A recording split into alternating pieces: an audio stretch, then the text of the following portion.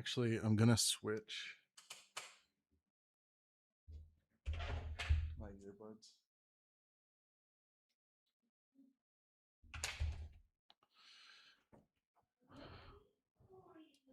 I just need to test this. Up their ass could smell it, but if you couldn't see what was happening then. Oh, David. Oh, David. Oh, David. Oh, David. Are we live? Yeah, we are live. What's up, everyone? Just switching over to my earbuds. They're going to work better. Did I use the wrong... I got to change the thumbnail. Whatever, I'll get that.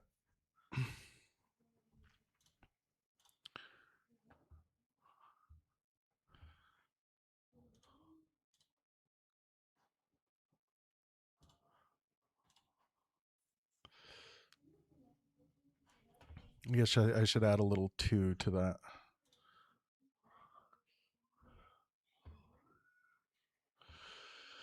Do. Full analysis. Duplicate.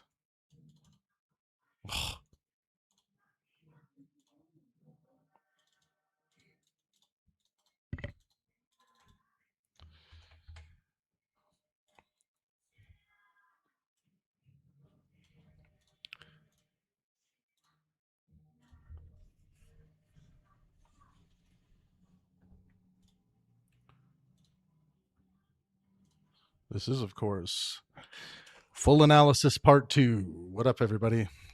Just getting set up here. I'm probably going to take a few calls on Discord today during the stream.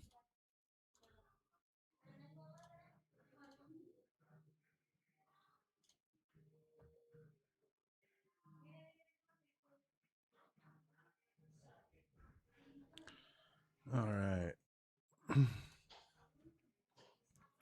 That looks better.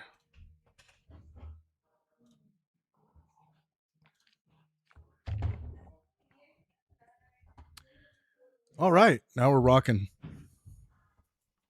Loki, thank you so much. Appreciate that. Yeah, here we go again. It's one of those days. It's just one of those days, folks. One of those days. Okay.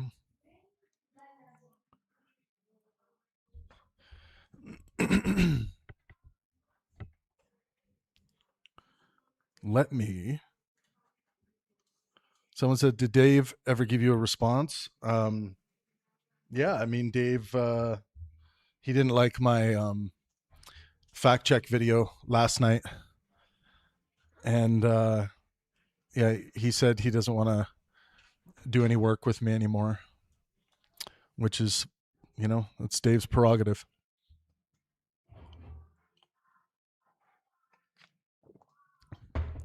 Look, if Dave can't take, someone like me doing some fact checking and critiquing of his videos, I know this is a very charged issue for him, but like, come on, man, we got to do better than that.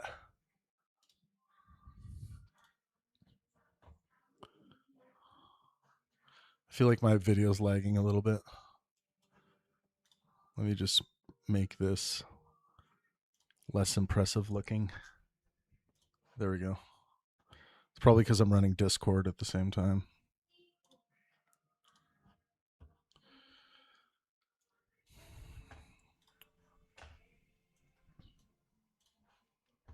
I better let X know. People are going to be like, why didn't you share it on X, brah? Billion windows open.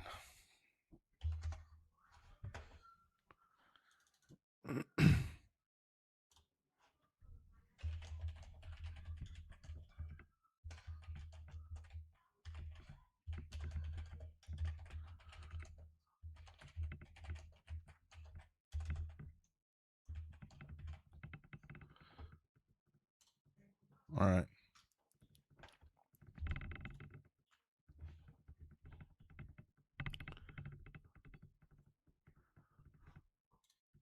Yeah, I mean, like with regards to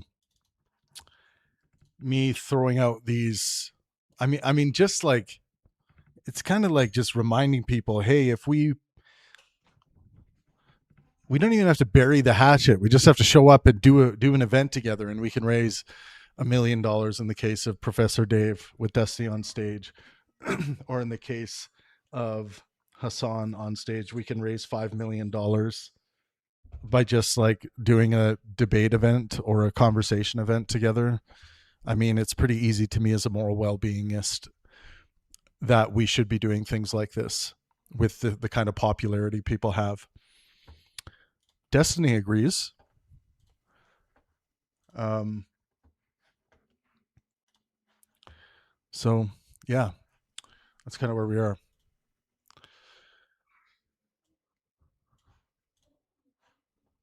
It's so insane to see people say like, "Oh my God, you're holding $5 million hostage uh, from Palestinian children in order to like put together a slop debate event." It's like that is the most like the deepest negative utilitarian lensing, like suffering avoidance calculus lensing uh, of all time. It's like, did you even think about anything on the positive side of what could be accomplished with doing events like this? Um, it's just, yeah. There's a lot of negative utilitarianism that has to be squashed, and people should be making positive utility lensing primary, because it's just simply healthier for you. It's a healthy way to think. It's unhealthy to think in this way when negative lensing is dominating the way you see the world and the way you deal with issues. It's just, it's ridiculous.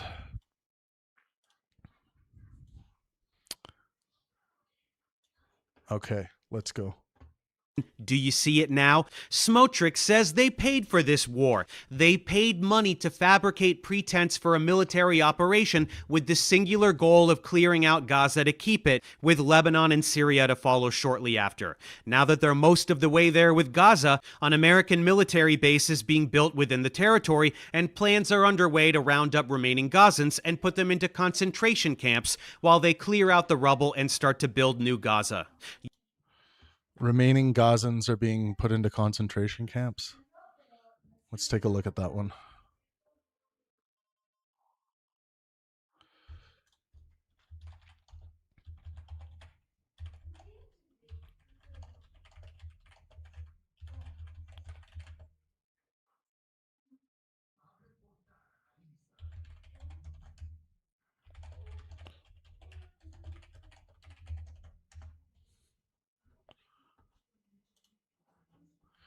Yeah, one of the striking conspiracy theories um, that Dave, for some reason, believes. Oh, I gotta.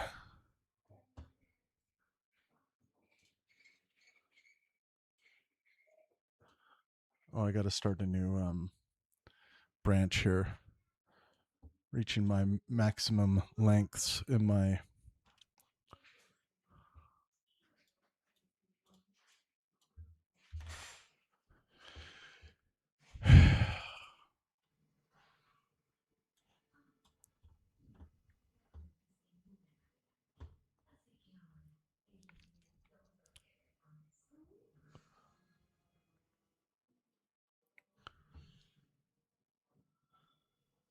Sorry, just be patient with me. I'm just getting rolling here. Yeah, I'm gonna tell you the conspiracy theory.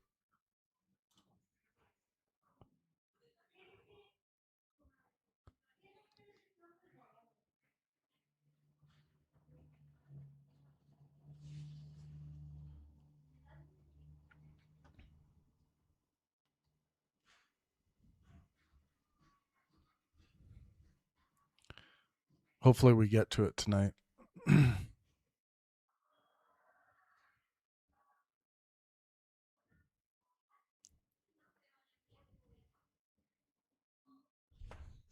The Nova Festival was deliberately moved into danger as part of a setup. Dave Farina seems to actually believe that the Nova Festival, where so many people were killed on October 7th, was deliberately moved into danger as part of a setup. There's, a conspiratorial line drawer will look at things like questions about last minute scheduling, security failures, or changed patrols, and think that establishes deliberate facilitation of the massacre. There's no credible inquiry that's demonstrated such a plan. This is on the same level as the 9/11 truthers. Dave Farina believes 9/11 truthism stuff about what happened on October 7th. That's what he's talking about in this video. We'll eventually get to the section, but that's one of the most daunting, insane takes, beliefs that he has about the goings on of Israel.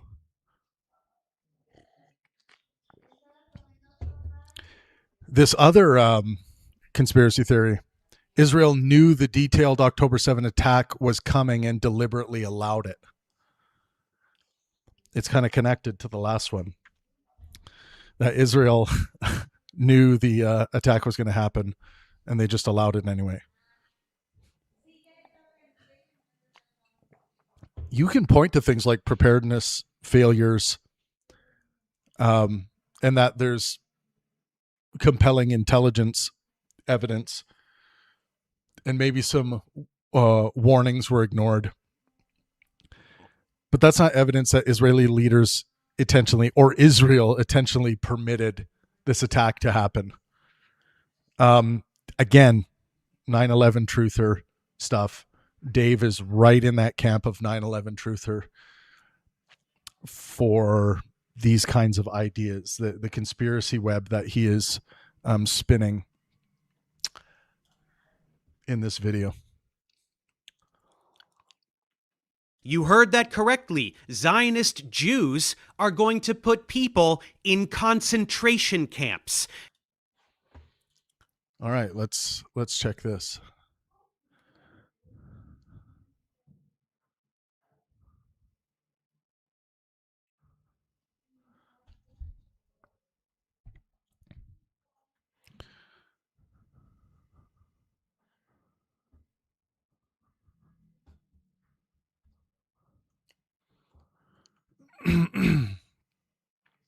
So what exists now? Most Gazans remain displaced in overcrowded tents, schools, and damaged buildings, while Israeli-controlled or access-restricted territory has expanded to roughly 65% of Gaza.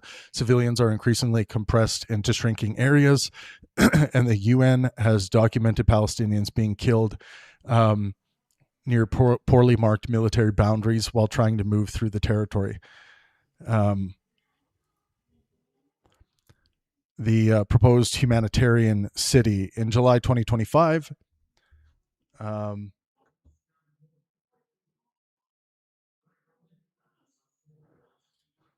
2025, Israeli Defense Minister Katz instructed the military to prepare a plan for a so-called humanitarian city on the ruins of Rafah. Reported features include moving approximately 600,000 Palestinians there initially. Ultimately potentially moving Gaza's entire population, security screening before admission, Israeli control around the site, residents reportedly not being permitted to leave after entering, provision of aid within the enclosed area, promoting the subsequent voluntary migration from Gaza. The UN Commission of Inquiry documented the proposal and noted that Israeli legal experts characterized it, noted that some Israeli legal experts characterize it as a concentration camp. Former Israeli Prime Minister Olmert also used that description. His reasoning was straightforward: forcibly concentrating hundreds of thousands of civilians in a closed area, preventing them from returning home, and potentially pressuring them to leave the country resembles the historical non-extermination specific meaning of a concentration camp. However, Reuters reported at the time that the proposal had no completed operational plan, faced military, legal, financial, and logistical opposition, and had not yet been implemented. Has the plan now been implemented? Not in its originally announced form. As of July 2026, there's no evidence that the COTS proposal to place 600,000 people and eventually all Gazans inside a closed, no-exit humanitarian city has been constructed and populated. A newer internationally backed proposal involves a smaller pilot humanitarian zone for tens of thousands of Gazans. Its promoters describe relocation as voluntary. Yeah, this has to be voluntary. It just has to be. With enhanced aid and services, Palestinian technocratic administration, and an international stabilization force. It is still in the planning stage, and I think it should be managed by Palestinians as well, and is distinct from COT's original no-exit mass camp proposal. Nevertheless, concerns remain because Gaza residents have already been repeatedly displaced. Yes, that's a problem. Israel continues to expand areas under its control. Yes, that's a problem. Civilians may have few genuinely viable alternatives. Correct. Entry would involve vetting. Guarantees regarding freedom of movement and return remain unclear. So voluntary relocation is not meaningfully voluntary when the alternative is bombardment, starvation, homelessness, or exclusion from one's former community. Yes. So yeah, we can't be creating concentration camps. It doesn't look like that's going forward. Sounds like Dave thinks it is. Now that they're most of the way there with Gaza, an American military base is being built within the territory, and plans are underway to round up remaining Gazans and put them into concentration camps while they clear out the rubble and start to build new Gaza. No, the plans aren't underway. That's old information, Dave. I want to know, like, how popular was the so-called concentration camp proposition by, I believe that was Gatz, right? Or Katz.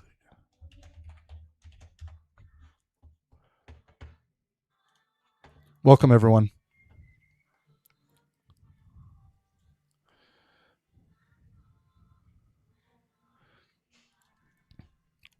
Yeah, it's interesting. I mean, Dave should debate Destiny. Dave is a pro-debate guy.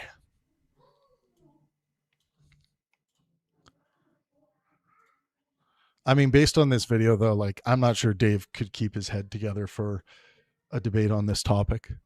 Like, he's gone full conspiracy mode on some of these things. Like, yeah, I mean, it's just simply equivalent to 9/11 truthism, and it's very strange.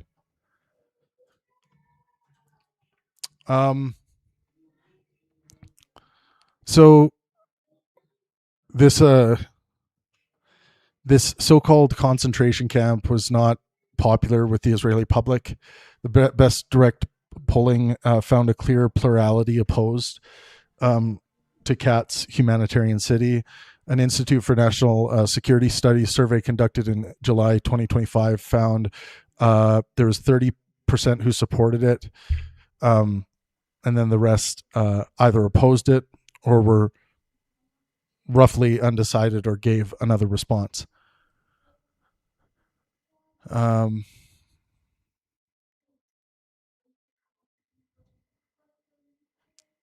Security Cabinet Minister Elkin defended the one of the ideas of separating civilians from Hamas as a way of weakening Hamas. Finance Minister Smotrich supported moving forward and disputed military estimates that the project would be prohibitively expensive. Netanyahu's government defended the basic concept, although Netanyahu reportedly rejected the military's initial version as too expensive and slow and demanded a cheaper, faster proposal. Well, what about the humanitarian issue involved, right? So the governing right was not completely united. Ben Gvir dismissed the debate as political spin, arguing that the proposed city would not realistically be built during the contemplated ceasefire. His objection was more about credibility and implementation than humanitarian or legal concerns. Like, yeah, the top priority should be the humanitarian or legal concerns here. Eddie says Pangburn uses AI to fact check. They're in Elon's pocket. What kind of conspiracy theory is that? They're in Elon's pocket? You realize that, like, AI systems are tools that can be customized to be better at producing accurate information than any human being on this planet. You realize that, right? That's a very uneducated thing to say, what you just said. So you can customize systems to be better empiricists than the best empiricists on the planet. So this whole like purity idea of not learning how to implement AI in a useful, epistemically sound way is just ridiculous. Of course, I'm going to build a system that allows me to deliver factual information. Why don't you deal with the actual facts that I'm saying? If you think there's a problem with the facts that I'm delivering here, then deliver that. You know, it's just like saying, oh yeah, it's like all anyone ever wants to do is be on that internet, man. That internet's sucking your mind out. Like, it's the same crap. Elon in his back pocket. Yikes.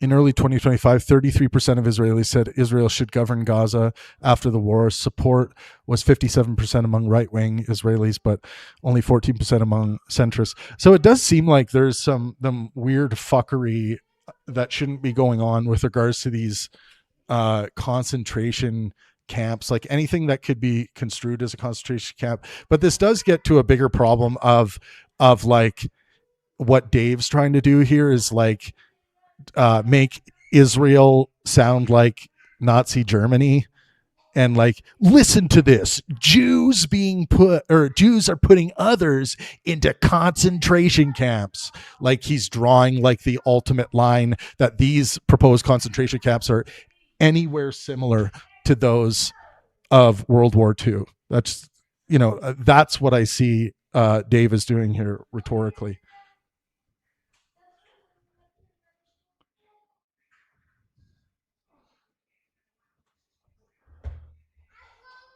You heard that correctly. Zionist Jews are going to put people in concentration. No, they're not. It's not going forward. Dave, you released this a day ago. This information is not up to date. This isn't happening. It was a stupid idea. Camps. And you heard the other thing correctly, too. New Gaza is already being sold to the American public. Jared Kushner, Ivanka Trump's husband and haunted marionette, unveiled the plans for New Gaza, which will be luxury resorts as far as the eye can see. Luxury resorts.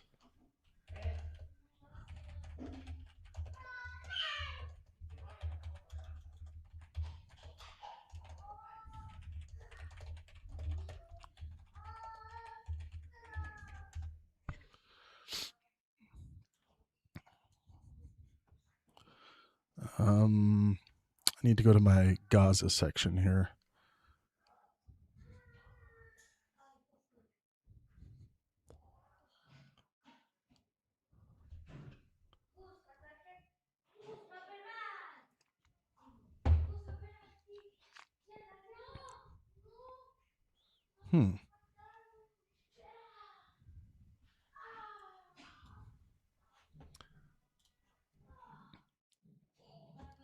I'm going to check the skyscraper thing and where we're at in the U.S.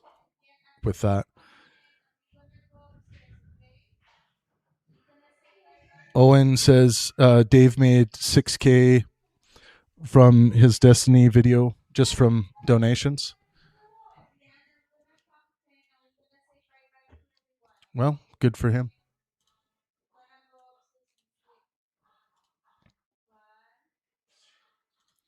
I mean, this so far is a just a rich piece of propaganda.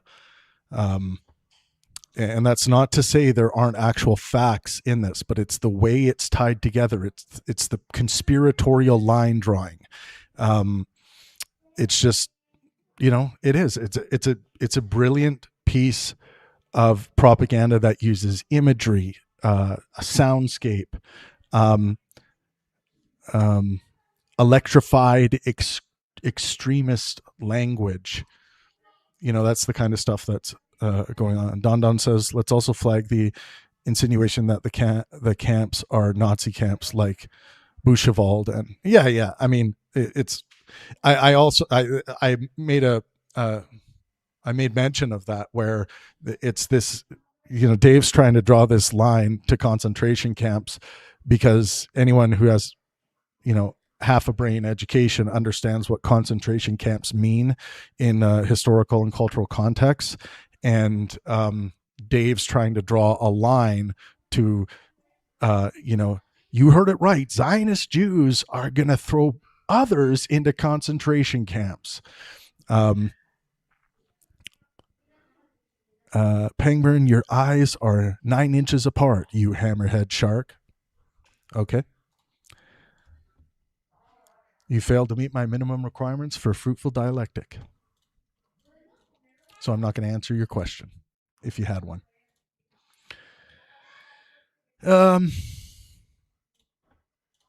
Okay. So, yes, the plan is real for New Gaza, but it's not a guaranteed project. The leaked Great Trust proposal in 2025, a 38-page proposal called the Gaza Reconstruction, Economic Acceleration and Transformation Trust, or Great Trust, circulated within Trump administration discussions. It envisioned a U.S. administered trusteeship lasting approximately 10 years, temporary relocation of Gaza population either outside of Gaza or into secured zones, smart cities, high-rise apartments and industrial zones, data centers, electric vehicle factories, an airport and port, golf courses, and artificial islands, a western coast area called Gaza Trump Riviera. What the fuck? The proposal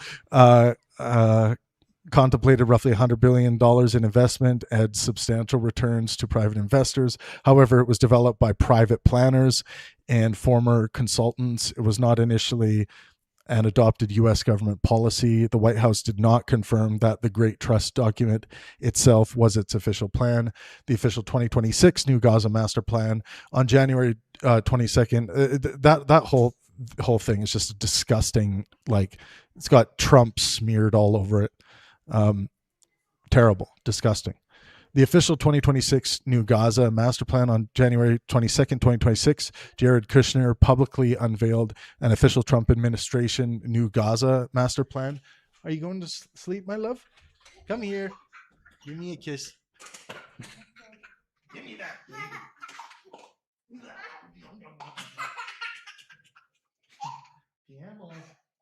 Love you.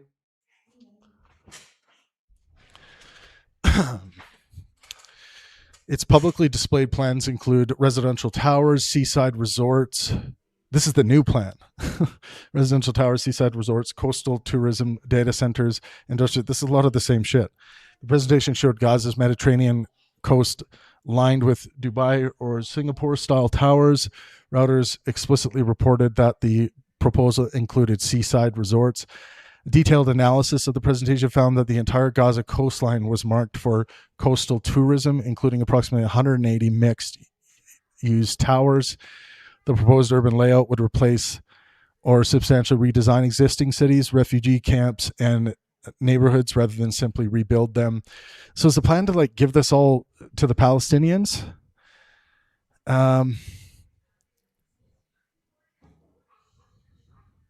How official is this? The broader reconstruction framework is official. UN Security Council Resolution 2803 endorsed the Trump Comprehensive Plan and authorized the Board of Peace to coordinate Gaza's transitional administration, economic recovery, and reconstruction.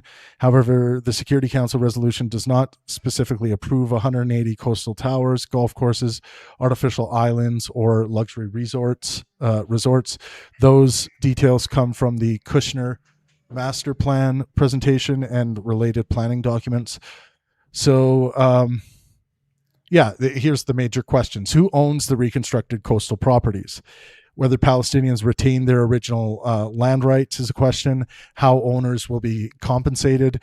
Who receives the apartments. Where residents live while existing areas are cleared. Whether displaced residents can return to their specific communities. How the development will be financed. Whether Gaza's residents were meaningfully consulted. See, this is what, helping to rebuild here, and it should involve the Palestinian people, the Gazans. And I agree with Israel's position that, Hamas or other groups that are interested in continuing to war and invade and cause terror can't be allowed to operate and, obviously lead the Palestinian people. I mean, this all has to be,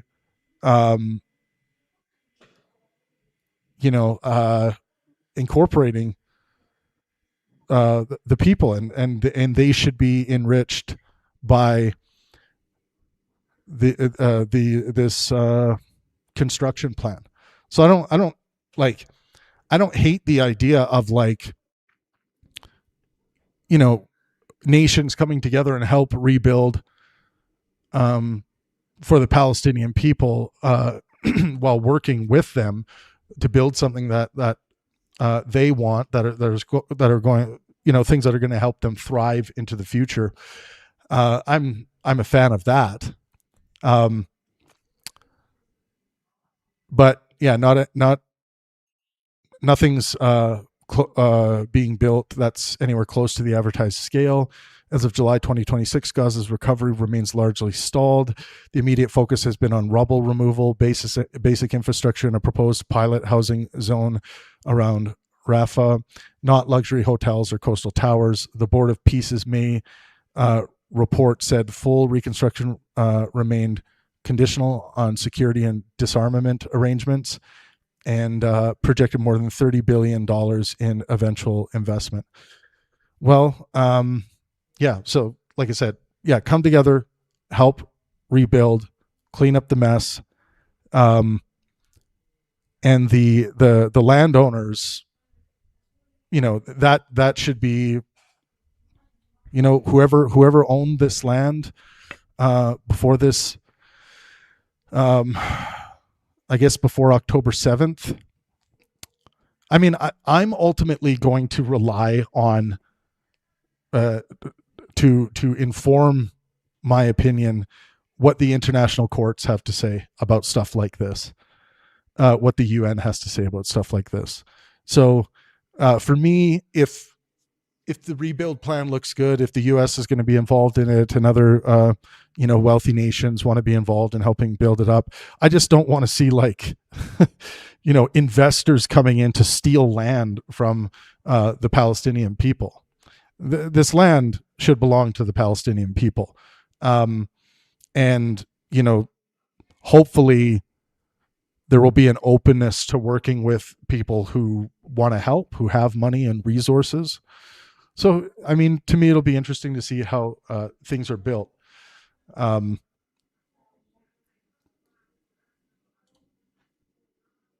Oops, wrong window. Remaining Gazans and put them into concentration camps while they clear out the rubble and start to build new Gaza.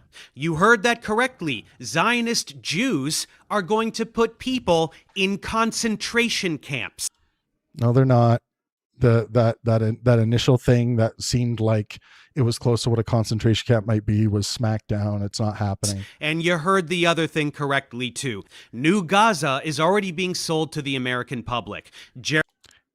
I mean, sold to the American public. Like we don't know what that's all gonna look like yet, Dave. Jared Kushner, Ivanka Trump's husband and haunted marionette, unveiled the plans for New Gaza, which will be Haunted marionette. luxury resorts as far as the eye can see, with some land carved out for Trump as a thank you for greenlighting all of this. And guess what? If you were one of Yeah, I didn't see anything about land being carved out for Trump. those folks thinking that Israel's actions are way over the top, but what are you going to do because October 7th? Well, I'm going to take that away from you as well. Israel almost certainly knew what was going to happen, and they did nothing to stop it. The music festival taking place just 3 miles from the carved out This is where things get insane for Dave here. Trump as a thank you for greenlighting all of this. And guess what? If you were one of those folks thinking that Israel's actions are way over the top, but what are you going to do because October 7th? Well, I'm going to take that away from you as well. Israel almost certainly knew what was going to happen, and they did nothing to stop it. Let's see if Dave demonstrates that they almost certainly knew what was going to happen. Music festival taking place just 3 miles from the Gaza barrier was moved there from its original location at the last minute. Military response to initial at the last minute. Even if that is true, Dave, that's a correlation, right? That's correlative. That doesn't point to the conspiracy theory that they were moved there to put them in harm's way so that they could trigger a war. Come on.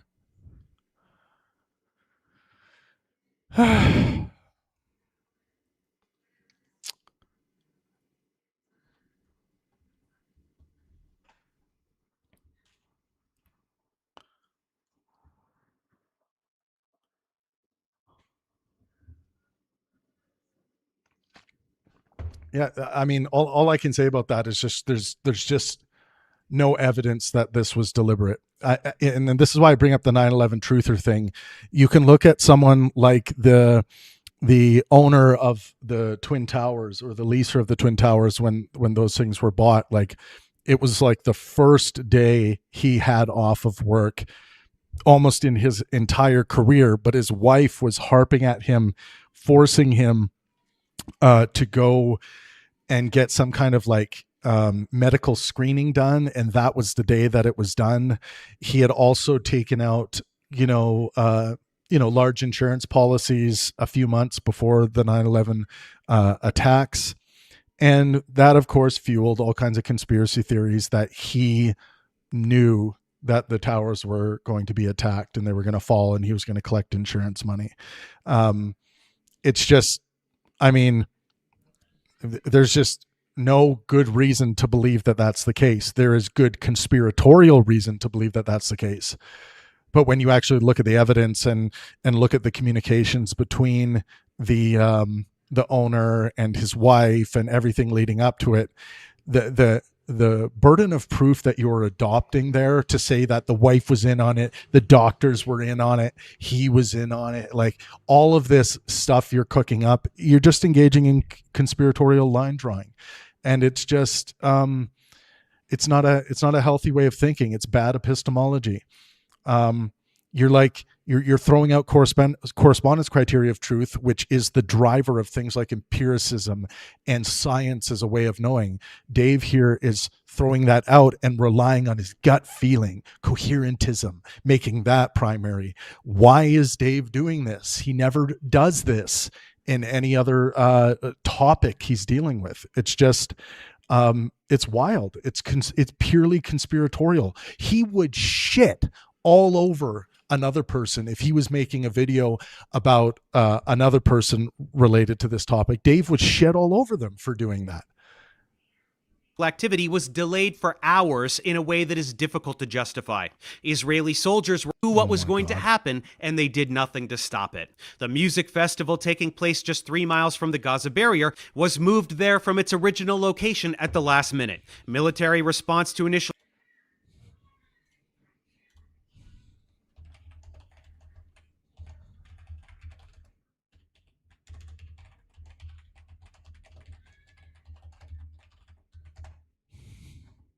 Let's see if they gave any reason as to why the festival was moved closer to the Gaza barrier. I want to know the actual reasons, and I want to know if if there are reasons that were given. I want to know why Dave didn't include them in his video. There's a lot of counting the hits and not the misses in this video, which is what conspiratorial line drawing and thinking it feeds off that.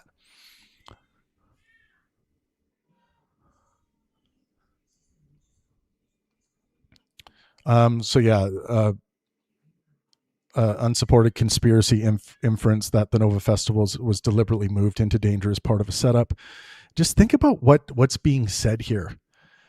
Like, this is something Dave said publicly in a video he released that he actually feels he is justified in believing.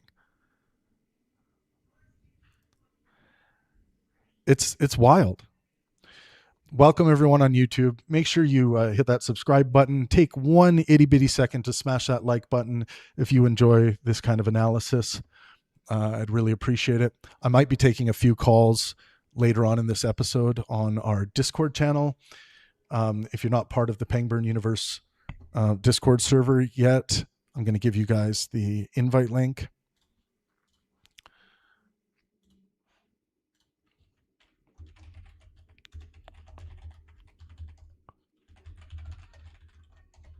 We promote good faith, helpful conversations all around the world, and we have our own community, good faith, helpful conversations daily during the evenings when I'm not doing things like this on our other live channel. But Discord connects you to all of that.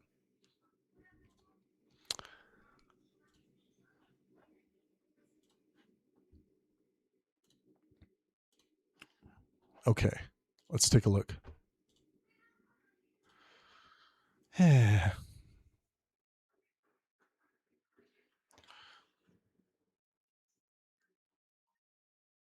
Yeah, there's obviously no credible evidence that the Nova Festival was deliberately moved closer to Gaza for security, political, or conspiratorial reasons, like Dave is trying to point to here.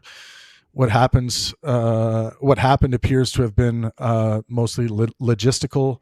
So a separate event called Unity had already applied on September 6, 2023 to use the REIM parking area for October 5th to 6th. Police approved that event on September 20th, and the regional military commander approved it on September 9th. During an October 2nd inspection, organizers requested permission to leave the stages, equipment, and infrastructure in place for another 24 hours so that Nova could follow Unity at the same site. The military approved that extension on October 4th, and Nova began at 10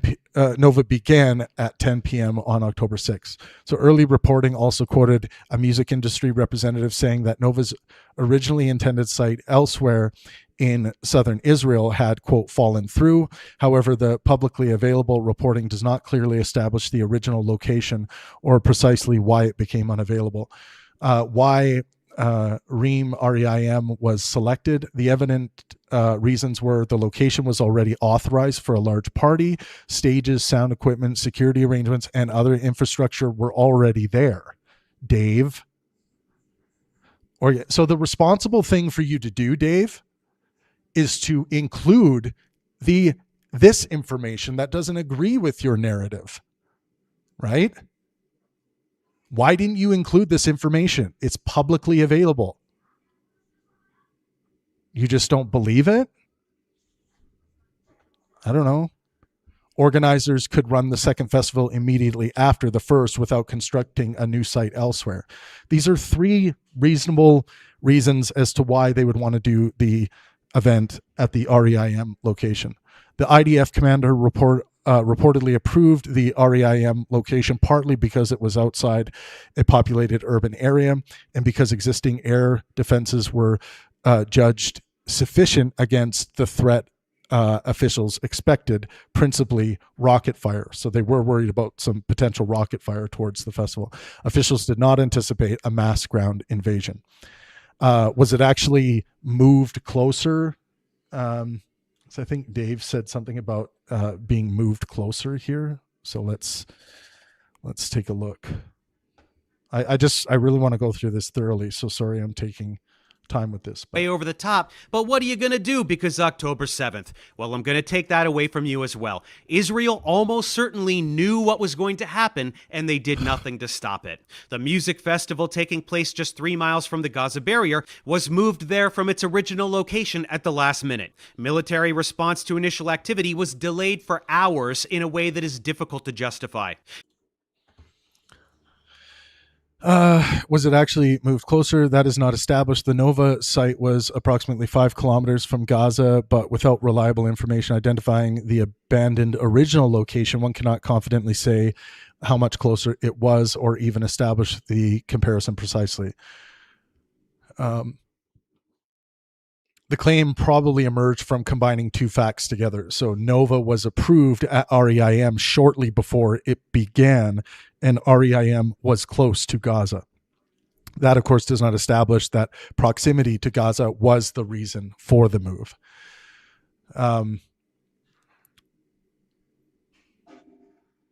Here's some more information here. Yeah, so we're going to talk about the extraordinary security failure here, and this needs to be criticized. So some military officials initially opposed extending the party because troop levels were reduced for the holiday. No special military security deployment was made for more than 3,500 civilians. Nearby soldiers were not informed that the festival was occurring. The festival was omitted from overnight security consultations despite suspicious Hamas activity. No military liaison was stationed at the event. The IDF's investigation concluded that Hamas had not planned to attack Nova specifically. According to the investigation, roughly 100 attackers headed towards Nedavit and they took a wrong route, encountered the festival, and then attacked it. This is an official Israeli investigative conclusion, not an independently adjudicated fact. But no credible evidence has emerged showing that Israel intentionally placed the festival there as bait or knowingly exposed it to an attack. God, Israel and Israelis were victims of the attack on October 7th, Dave. We're kind of doing the well, you shouldn't have been out at night with your short skirt on. I don't like it. I don't like it. Yeah, Perry says conspiracy maxing. Yeah, that's what's going on in this section. It's quite horrifying. And think of, like, Dave, the parents. Just think of the parents of the people. I know you're a father. I'm a father too. Just think if your children were some of the victims of this, and you're out here spreading this conspiracy theory that, that the government had something to do with it. It's like it's a nasty thing to do. It's it of course is like just completely epistemically unsound by all of the epistemic standards that you display in your other videos. And it's just like ethically so bad and wrongful, because you have no good reason to believe this. It's as wrongful as what the 9/11 truth movement does to the families of the victims, making the families of the victims feeling like they can't allow their family members to rest in peace because this lingering insane conspiracy theory that's being spread around. I mean, you would have the same problem with that.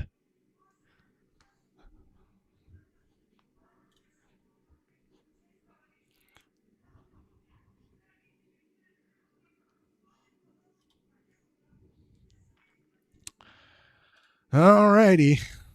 Israeli soldiers were even ordered to cancel all patrols along the Gazan border on the morning of October 7th, with no justification given.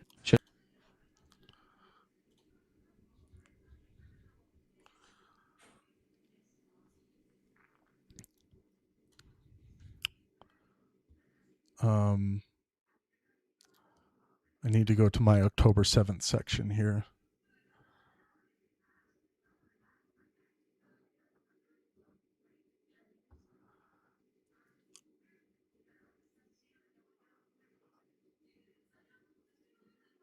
Yeah, so obviously we've already been through this a billion times, but this conspiracy theory that Dave is peddling here, that Israel knew the detailed October 7th attack was coming and deliberately allowed it, is just completely unsupported.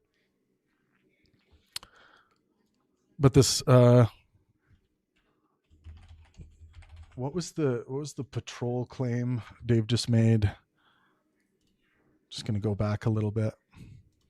Justify. Israeli soldiers were even ordered to cancel all patrols along the Gazan border on the morning.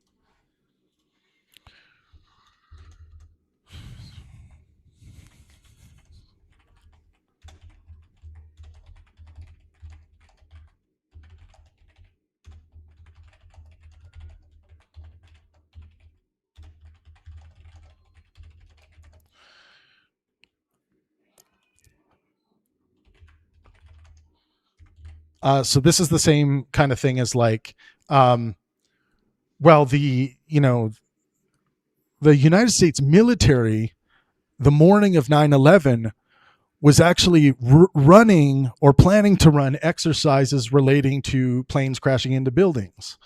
So when there were reports coming in, there's those famous haunting audio bits that you can listen to where some of the correspondence going on, someone will say, we've had a plane crash into the building. And then someone says, like, is this real world or exercise? And the person has to clarify that it's real world. And people had a lot of questions relating to that. And it's because the United States was, of course, aware that terrorists could hijack airplanes and fly them into buildings as a way of causing terror.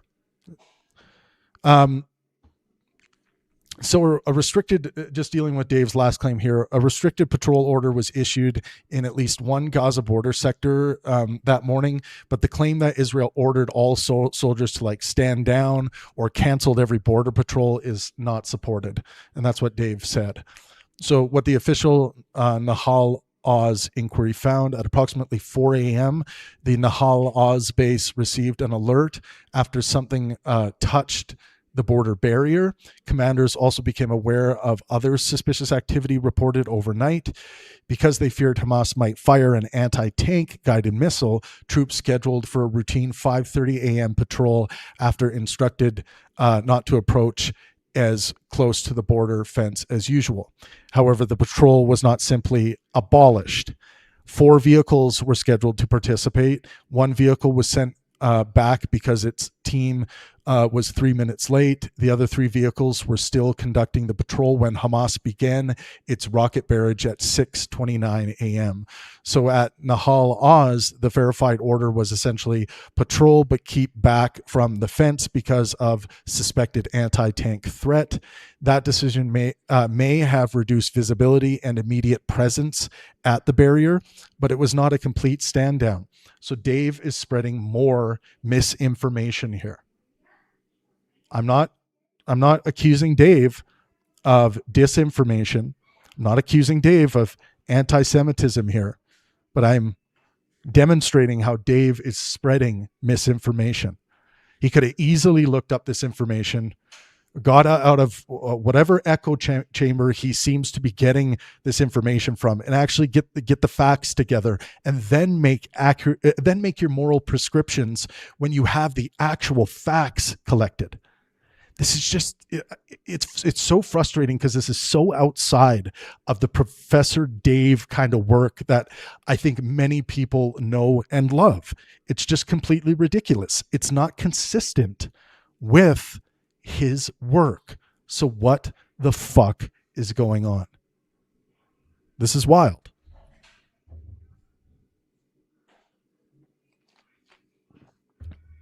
There was a soldier who apparently said patrols were canceled. Golani soldier Shalom Shitrit, who served at the Pega outpost near Be'eri, later stated publicly that his unit received a radio message at approximately 5:20 a.m. saying that there would be no patrols at the fence until 9 a.m. He described it as a strange order passed through his command chain. That is genuine first-person testimony and should not be dismissed outright, but important limitations remain. No publicly released written order or radio recording has independently confirmed his exact formulation. His testimony concerned his unit or sector. It does not establish an order covering the entire Gaza border. He attributed it to military commanders, not to Netanyahu or the cabinet. The publicly released IDF investigations have not concluded that there was a centrally coordinated political stand down of any kind. This is, again, just using 9/11 as a comparison here. When people are saying, when they're coming out of the building, I was in one of the trade centers and then all of a sudden I heard this huge explosion in the basement, right? It's just because you heard an explosion in the basement, which a lot of people would not even discount. They'd be like, yeah, I believe that person's experience. Like they would believe this Shalom person's experience. But that doesn't mean it's entirely accurate as to what's being depicted. Did this person hear this order over the radio correctly? Who did it come from? We need a lot more information. We of course know now that there was no bombs that went off in the basement of the World Trade Centers, even though there were many people from my memory that reported bombs exploding in the basement or in lower levels of the World Trade Center. So yeah, there was apparently one soldier, and maybe this is what Dave is referring to, one soldier who said that patrols were canceled. So the accurate formulation here is, in at least some sectors, commanders altered routine fence patrols shortly before October 7th because they feared a localized anti-tank or infiltration threat. This contributed to the border's vulnerability, but there is no evidence of a border-wide political order to stand down or permit a Hamas attack. At this point, this is just conspiratorial garbage. And I hate to say it, Dave, because I do love you, but this is conspiratorial garbage. Morning of October 7th, with no justification given. 6:30 בבוקר, 7 באוקטובר, אתה במוצב. אצלנו Yeah, this is the guy. 7 באוקטובר מתחיל לפני 6:30. אני הייתי לוחם במחלקת מרגמות בגדוד 13, גולני. In this, I want to look at this caption. So some of these captions, I debunked earlier today, some of them, because there was misinformation in them. But this says Israeli soldiers said they specifically received orders to cancel all patrols along the Gaza border on October 7th from 5:20 to 9 a.m.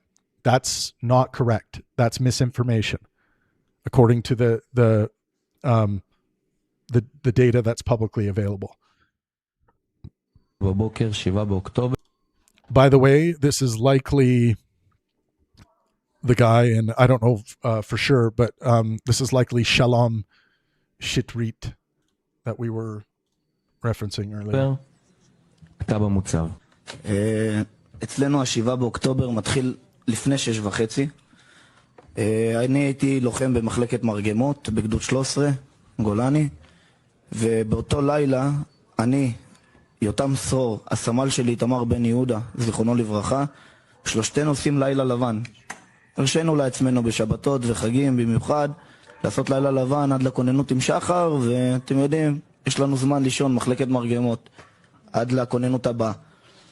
אז ב-5:20 בבוקר אנחנו יושבים ליד הקשר כדי לא להעיר מאזין, והסמג"ד שלי, ניר ברוינפלג, שגם הוא נפצע קשה.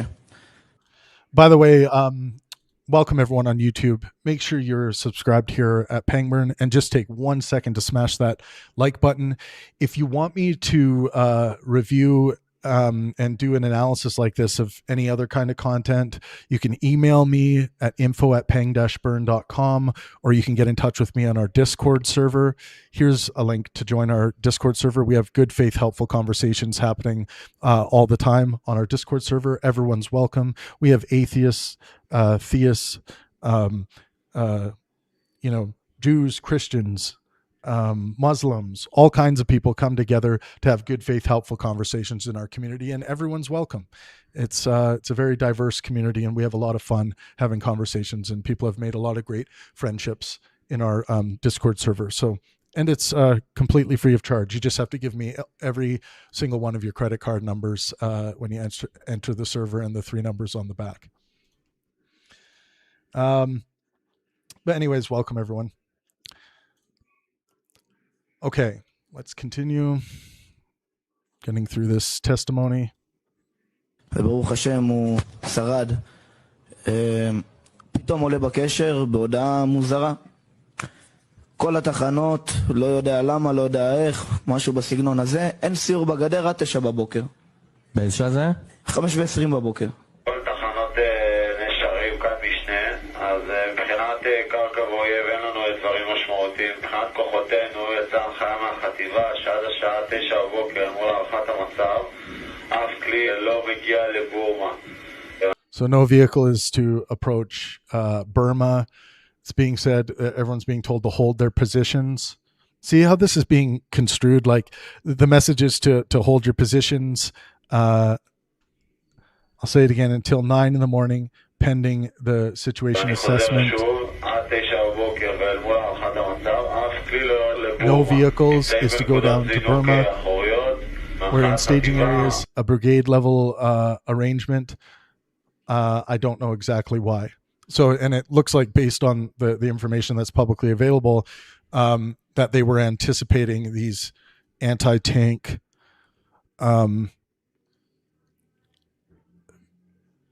missiles, right? Rockets. Yeah. So, there were the routines were altered. The fence patrol routines were altered shortly before October 7th because they feared a localized anti-tank or infiltration threat. So.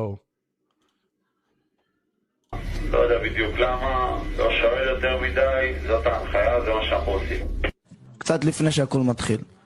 ואיתמר דופק לנו פרצוף כזה של מה? ואתה יודע, אנחנו חיילים פשוטים סך הכל, לוחמים, לא מפקדים. So like this is like someone who will be viewed as like a whistleblower by like a conspiracy theorist who's trying to make this conspiratorial line drawing enterprise work. You know, this would be kind of a smoking gun for them. It's a whistleblower. It's the UFO guy who works for the government who says that there are non-human biologics recovered. By the way, a carrot is a non-human biologic. Just FYI. ולא קצינים שנוכל לשאול שאלות, זו הוראה של הסמג"ד. מקבלים את הפקודה הזאת ולא שואלים שאלות. הורדת פקודה רגילה. ובאמת, אחרי שעה, 6:30, פתאום אזעקות. תראי, אני אגיד לך את האמת, אני חייתי עם זה מה-7 באוקטובר, ומאוד חששתי לדבר על זה, ושהגעתי לכנסת, זה היה אחרי תקופה ששאלתי כמה שצבא בכירים, מה בעצם קרה שם. והיו כאלה שבהתחלה אמרו לי, תשמע, היה יום צליפה של נונטטים על הגדר, לכן לא רצינו לשלוח חיילים. There was a sniper threat, he's saying.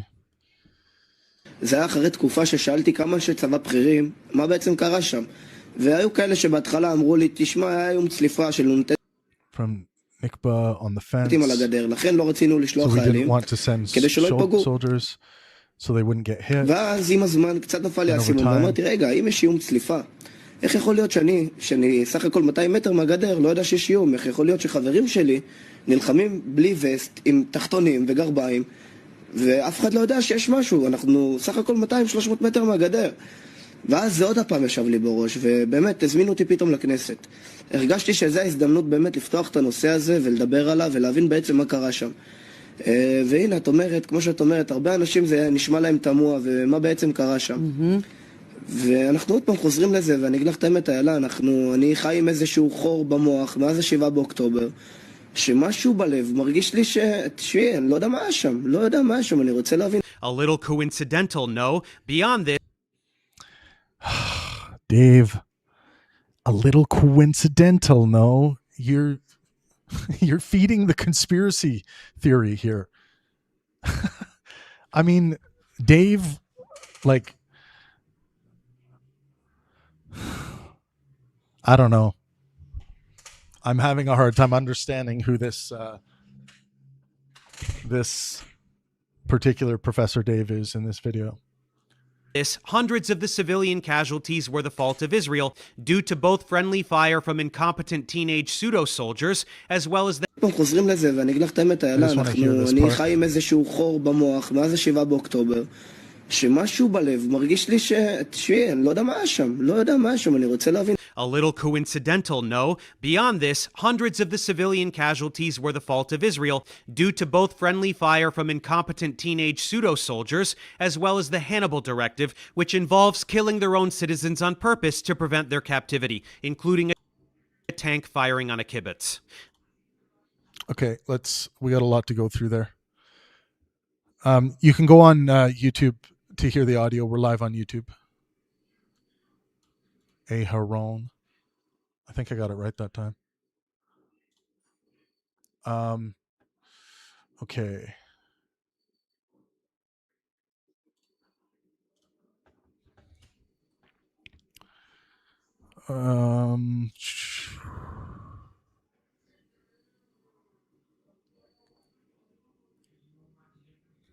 We've already gone through all that.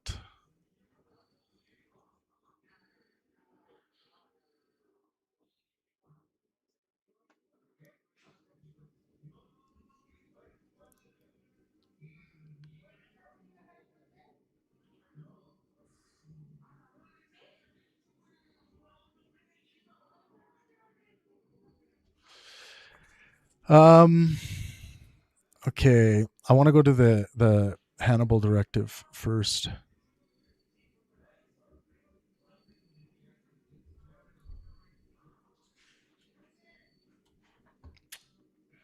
Let me just go back a bit.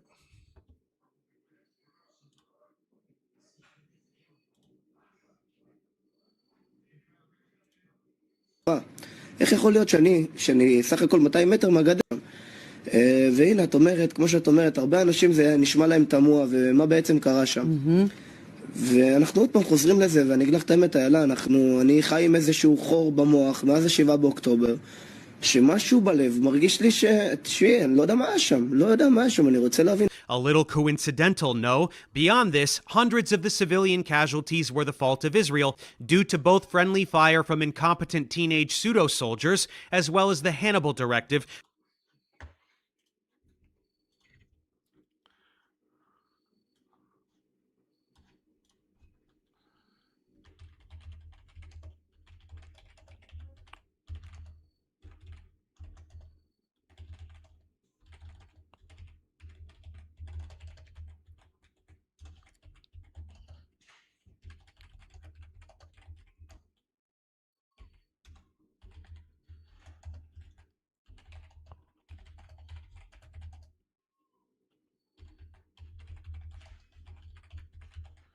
All right, so we're going to pull that stuff up. I'll keep the video playing so we can keep moving forward. Aharon. Which involves killing their own citizens on purpose to prevent their captivity, including a tank firing on a kibbutz. This is how much Israeli officials value the lives of their citizens. When you remove military and police casualties, which are absolutely fair game, as well as friendly fire and Hannibal Directive deaths, you're left with a number of civilian casualties that are exceeded by Palestinian deaths on any decent day for Israel since October 7th. And countless days before as well. Gaza was the most heavily monitored population on the planet. Israel knew that this was their opportunity to get 9/11 levels of support for murdering Arabs, and they took it, plain and simple. Now, if you thought that Israel was only a menace to its Middle Eastern neighbors, they planet. Israel knew that this was their opportunity to get 9/11 levels of support for murdering Arabs, and they took it, plain and simple. Yeah, that's just the icing on the cake for Dave's conspiracy theory there. He rounded it off.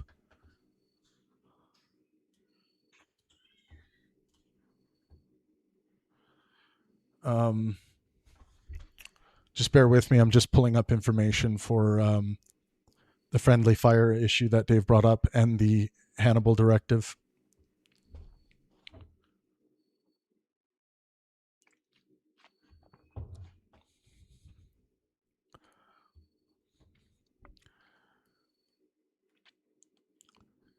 So, of course, there was friendly fire that occurred on October 7th, but Dave's claim that hundreds of Israelis were killed by their own forces is not, again, supported by credible evidence. Not supported. The publicly established number is much smaller, while the exact total remains unresolved. What is confirmed, the clearest officially acknowledged case of Efrat Katz, who was being abducted from Kibbutz near Oz in a vehicle containing Hamas fighters and Israeli hostages. And IDF investigation concluded that she was probably killed when an Israeli attack helicopter fired on the vehicle because its surveillance system could not distinguish the hostages from their captors. The UN Independent Commission of Inquiry reached a broader conclusion. It found that Israeli forces applied what it called the Hannibal directive in several locations and concluded that this resulted in the deaths of at least 14 Israeli civilians. Its evidence included Katz's death and the deaths of 13 hostages in a house at Kibbutz Be'eri. However, the Be'eri findings are disputed. The IDF's internal inquiry acknowledged that tanks fired toward the hostage house, but concluded that no civilians inside were killed by the tank shells and that most were probably murdered by the Hamas fighters. It acknowledged 2 civilians outside the building were injured by tank shell shrapnel. So currently the most epistemically defensible ranges, at least one Israeli civilian was officially acknowledged as probably killed by Israeli ceasefire. A UN investigation attributes at least 14 civilian deaths to Israeli forces, but several of those deaths remain contested. So we're talking about 15 civilian deaths here. Did Dave not say hundreds? Yeah, hundreds of Israelis were killed by their own forces, was Dave's claim. Yikes. There may have been additional unidentified friendly fire deaths amid the chaos, but no reliable investigation has produced anything approaching hundreds. What about the Nova Festival? There's no verifiable evidence that Israeli helicopters killed hundreds or even a substantial number of Nova Festival attendees. The UN Commission confirmed that at least 8 Israeli attack helicopters were operating in southern Israel, but said it could not confirm that they fired on civilian vehicles or civilians at Nova. A widely circulated helicopter video, supposedly showing festival attendees being shot, was falsely captioned. So maybe Dave fell for that misinformation. Geolocation showed that the footage depicted Israeli aircraft firing near the Gaza border or inside Gaza, not at the Nova Festival. An early Haaretz report quoted an unnamed police source suggesting a helicopter may have hit some festival attendees. The Israeli police responded that its investigation had not examined IDF aerial activity and had produced no such finding. No subsequent public forensic inquiry has substantiated mass friendly fire deaths at Nova. So an unnamed police source suggested that a helicopter may have hit some festival attendees. If Dave's getting his information from that unnamed police source that said a helicopter may have hit some festival attendees, then that's just a shit source to come to the conclusion Dave has come to. The Hannibal Directive was an Israeli military procedure developed to prevent the capture of Israeli soldiers. Its purpose was not formally stated as, quote, kill the captive, but it permitted very aggressive force against captors, even when that force endangered the abducted soldier. Because commanders interpret it inconsistently, and because it could encourage attacks on vehicles or areas containing captives, the directive became highly controversial. The IDF formally canceled it in 2016 and replaced it with several more specific procedures. So the IDF formally canceled it, the Hannibal Directive, in 2016 and replaced it with several more specific procedures. Was it used on October 7th? Its operational logic was used despite the formal directive having been canceled. So reporting based on Israeli military communications found that commanders invoked Hannibal-type orders at several military bases and along routes leading to Gaza. One widely reported order transmitted across the Gaza division network at 11:22 a.m. was, not a single vehicle can return to Gaza. Commanders knew that some returning vehicles could contain abducted soldiers or civilians, creating an obvious danger that Israeli hostages would be attacked together with their captors. The UN Commission documented a tank crew firing at a vehicle suspected of carrying abducted Israeli soldiers. The helicopter strike that probably killed Efrat Katz, Israeli tank fire during the Be'eri hostage standoff, and broader Hannibal-type efforts to stop people and vehicles from crossing into Gaza. This does not establish that commanders issued a universal order to kill every hostage rather than allow capture. It establishes that some commanders used heavy force to prevent abductions while knowingly accepting serious risks to captives. So that's a lot different, right? This doesn't establish that commanders issued a universal order to kill every hostage rather than allow capture or to even invoke the Hannibal Directive. It establishes that some commanders used heavy force to prevent abductions while knowingly accepting serious risks to captives.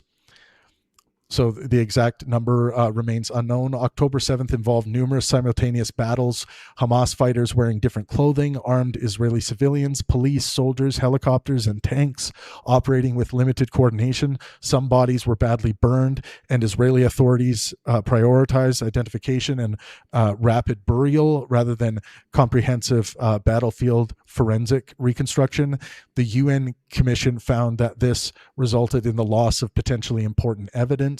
Israel still has not completed a comprehensive independent national inquiry into every aspect of October 7th. As of July 2026, legislation establishing a broader inquiry commission had passed only its first Knesset reading. So the final verdict, did Israeli friendly fire kill some Israelis on October 7th? Yes. Was Hannibal-type force used to prevent abductions? According to military reporting and the UN investigation, yes, this did happen on occasion. Did this probably kill some Israeli hostages and civilians? Yes. Were hundreds of approximately 1,200 dead killed by Israel? There's no credible evidence that supports that claim. Is the final friendly fire total known? No. Did friendly fire cause most October 7 deaths? No. The overwhelming evidence shows that Hamas-led armed groups committed the mass killings, hostage taking, and other atrocities. Friendly fire was a real but comparatively limited component of the death toll. So Dave's original claim here, that hundreds of Israelis were killed by their own forces, is just dead wrong. Dead wrong again, Dave, unfortunately. Now, if you thought that Israel was only a menace to its Middle Eastern neighbors, think again. Israel is a threat to the United States and every single American too. Let's go over the countless ways that Israel is specifically ruining the U.S. Let's start with some recent news. Israel is trying to force the United States to formally merge the American and Israeli militaries. Did you hear what I just said? Israeli officials are trying to force America to merge its military with the military of a foreign country.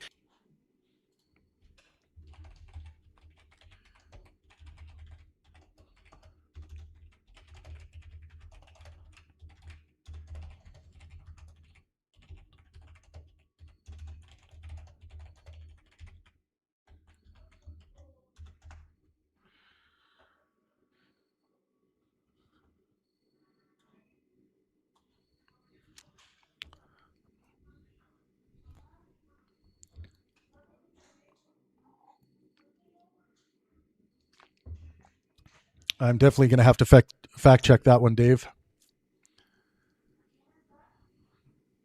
Okay, so let's look at the Futures Act.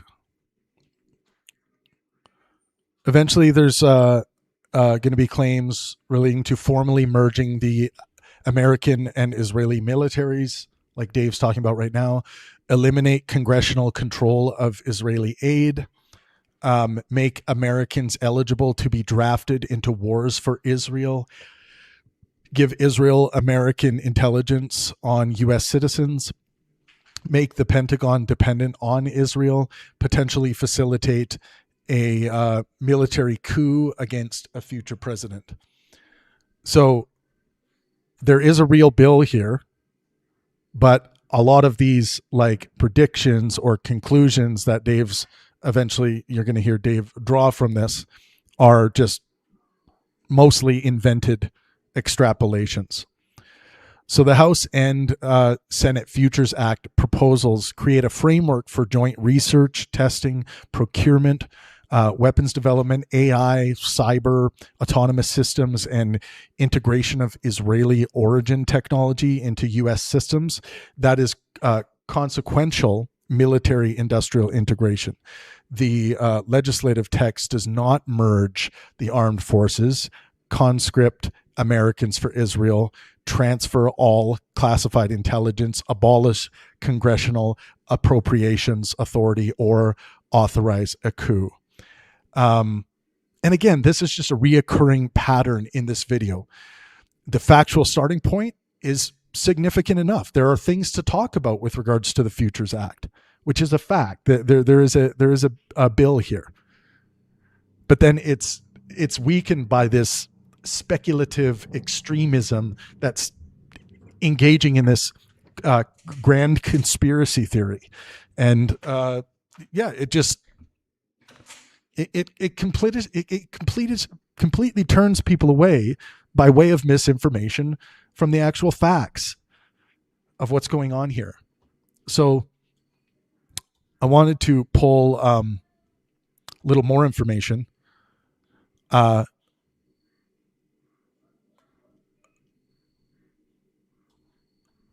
Sorry, I just want to have this up while Dave goes through this here. The one committing genocide.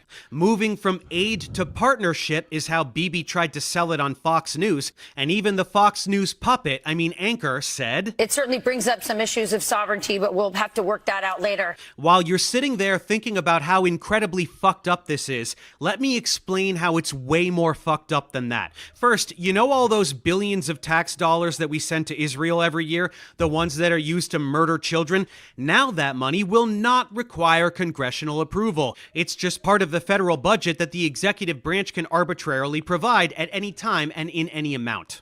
Next, the government is trying to bring back the military draft. If that were to happen, soldiers would be forced to fight for Israel. That would mean that young Americans could be drafted against their will and forced to go murder Arabs for Israel, while also...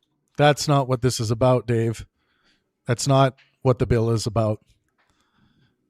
The legislative text, people can go to the government website to read the legislative text if they want. Does not merge the armed forces, conscript Americans for Israel, transfer all classified intelligence, abolish congressional appropriations authority, or authorize a coup, like Dave is spreading here. That's misinformation, Dave. Again, potentially just getting murdered by Israel themselves via the Hannibal Directive. And finally, this move would make the Pentagon totally dependent on Israel. Israeli AI systems would be integrated into all the highest classification functions of the U.S. military. So no American intelligence could be withheld from Israel, including that on its own citizens, and any attempt to defy Israel's wish.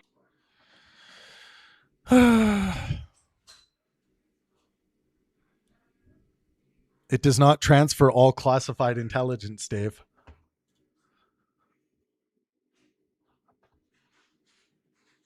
It's in the actual legislative text. I'm not sure you read it. Wishes by any future president could be regarded as a military coup. I need you to really wrap your head around the treachery here.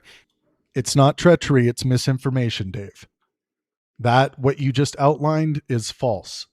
Israel is another country, a totally separate country from this one. If it were suggested that the American military merge with that of Switzerland, that already would be fucking insane. Now replace Switzerland's army with a literal terrorist organization that rapes and tortures and murders civilians every single day to expand the borders of a colonial ethno-state that violates international law. This is not a dystopian novel. This is real life, and it is. This is not real life, Dave. The legislative text does not merge the armed forces. So your example is a waste of time because it's not grounded in fact. Is happening. Zionists in Congress are trying to sneak this bill through as part of a defense spending bill. This is happening because public opinion is so firmly anti-Israel that Israel has to find ways to thwart the public and entrench itself in the American power dynamic in ways that will be nearly impossible to undo, no matter. This is mind reading. Like, he's not pointing to any reason as to why we should believe this. To expand the borders of a boycott. This is a hostile takeover of the American government by a foreign entity. Yikes. So Dave believes this is a hostile takeover by big bad Israel of the U.S. government. Really? Really? Again, the Futures Act. It's to create a framework for joint research, testing, procurement, weapons development, AI, cyber, autonomous systems, and integration of Israeli origin technology into U.S. systems. That's what this is. I'm sorry, folks. It's not the horror film that Dave is pointing out here, the James Bondian, espionage story that Dave is playing to. It just isn't that. It's much more tame. Yeah, like, I just wish Dave would argue about the actual facts of this bill as opposed to just kind of making things up that seem to be born of some kind of hyper suffering avoidance calculus that is causing this explosion of conspiracy in the mind of Professor Dave Explains, Dave Farina. This is Netanyahu trying to place himself formally in charge of aspects of the American government. Oh my God, Dave.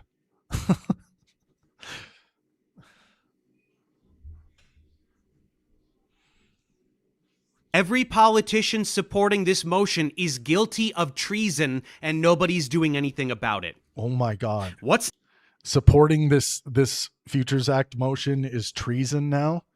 Well, let's not forget that Dave said, if you still support Israel, you are an actual Nazi. He's equated the Israeli flag to the Nazi flag. So that's where we are. And now it's treasonous to support this bill that creates a framework for joint research, testing, procurement, weapons development, AI, cyber. Somehow that's treason, Dave. Somehow. Thanks for being with me tonight, everyone. This is tough because, I don't hate Dave. I don't think people should go and, unsubscribe from Dave or anything like that. Dave has a ton of value still. It's not like Dave all of a sudden has no value as a science communicator and as a person. It's just so frustrating to see a thinker like him just lose it. lose touch of reality on an issue like this. And we've been through a lot. This is a very interesting case study that I think a lot of people are going to talk about for a very long time. The video that Dave dropped. I am fascinated and horrified by the level of thinking and propaganda that's going on here. Eddie says, since when did Pangburn become a white supremacist? He sounds like it. What are you talking about? How am I a white supremacist? What have I said at all that is in support of white supremacy, Eddie? What a bad faith, unhelpful comment. That's just brutal. Like we can't talk about facts, the actual facts. Like, try to deal with the facts. If you think I'm getting a fact wrong here, I want to know. I want to actually be factually correct so I can make accurate moral prescriptions based on those facts. Benjamin Mendez says, Pangburn, yes, it's treason. Sending your army to serve another nation, another nation's wishes is treason. That's not what this bill is about. Did you not hear? Do you have any competing information? Do you not have any competing information or facts to share with me as to how I'm wrong about this? Are you looking at a different bill? Yeah, Don Don says NATO is treason, apparently. Man.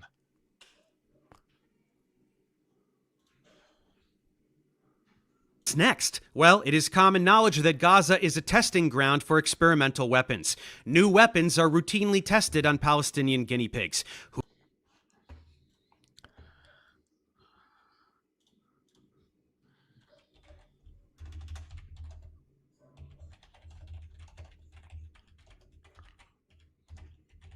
Has Gaza been a testing ground for new weapons?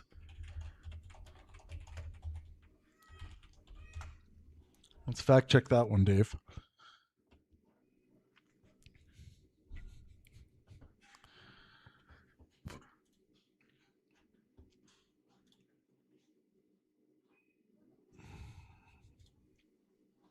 And I should outline, I don't hate Dave, even though Dave sent me an email today telling me he thought my fact checking was bullshit and that he can't work with me anymore. That's fine. I have no hate towards Dave. I still love Dave. I'm a moral well-beingist. I want to maximize well-being for myself and those around me. That includes Dave. Dave is worthy of my full moral consideration, but it doesn't mean friends cannot debate and call each other out when we're full of shit. And in this situation, Dave, you are the one who is full of shit with this video. You are. And I mean that from the bottom of my heart. You just are. This is a shit stain on the great work you've put out into the world that truly does, in many different ways, maximize well-being for people by way of great scientific education. But this video is a shit stain on that work.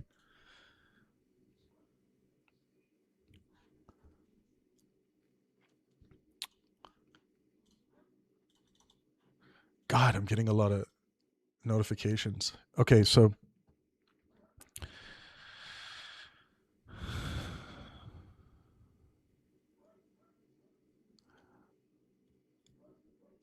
the clearest example is the Iron Sting GPS and laser guided 120 millimeter mortar round developed by Elbit Systems. On October 14th, 2023, the IDF announces its first operational use in history against a Hamas position in Gaza. But is there like outside of when the war broke out,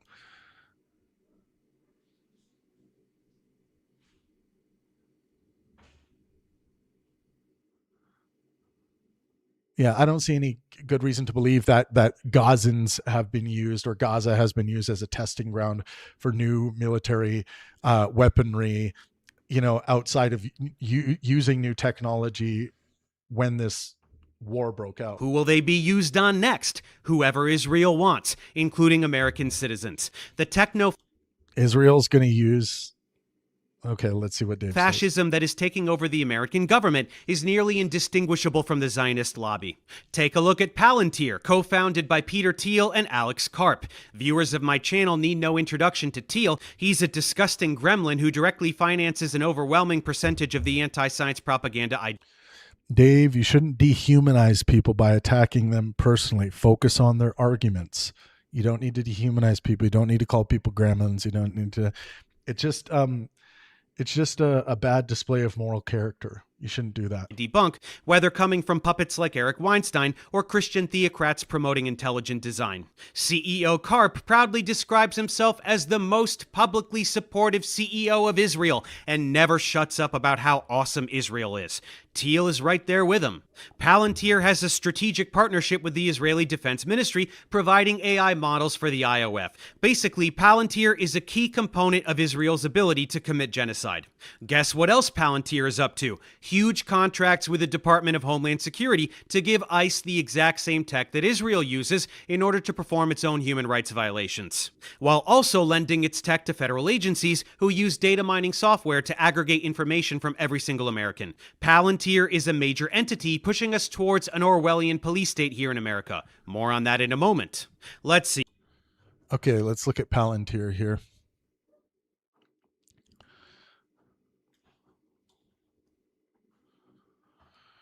I have a whole Palantir. Well, it's not too long of a section, but it is a section. Okay.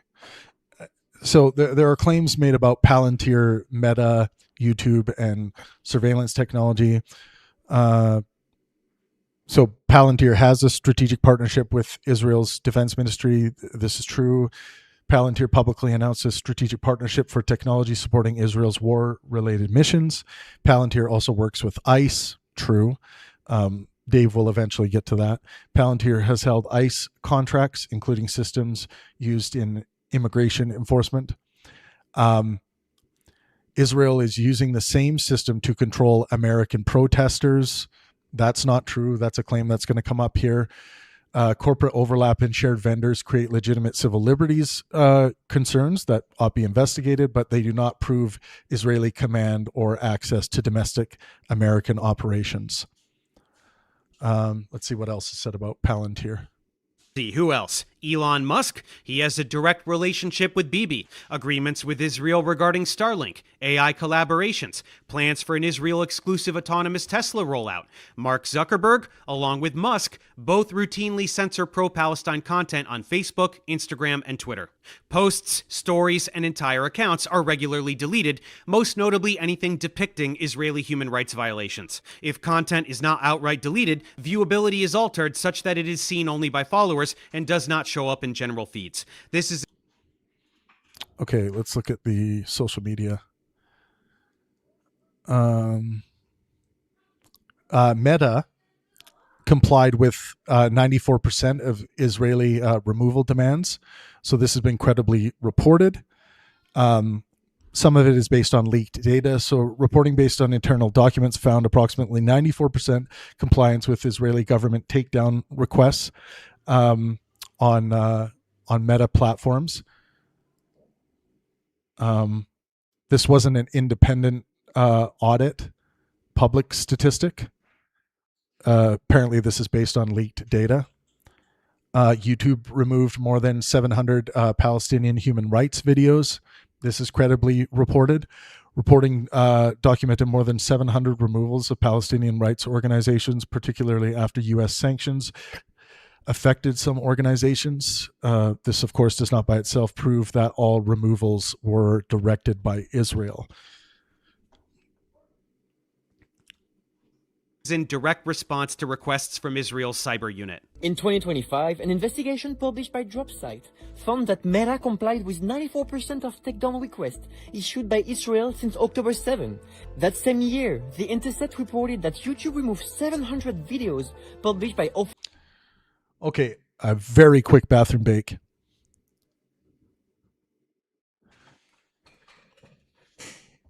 Someone says the billionaire of our country, you mean your country? I'm Canadian and I live in Oaxaca, Mexico.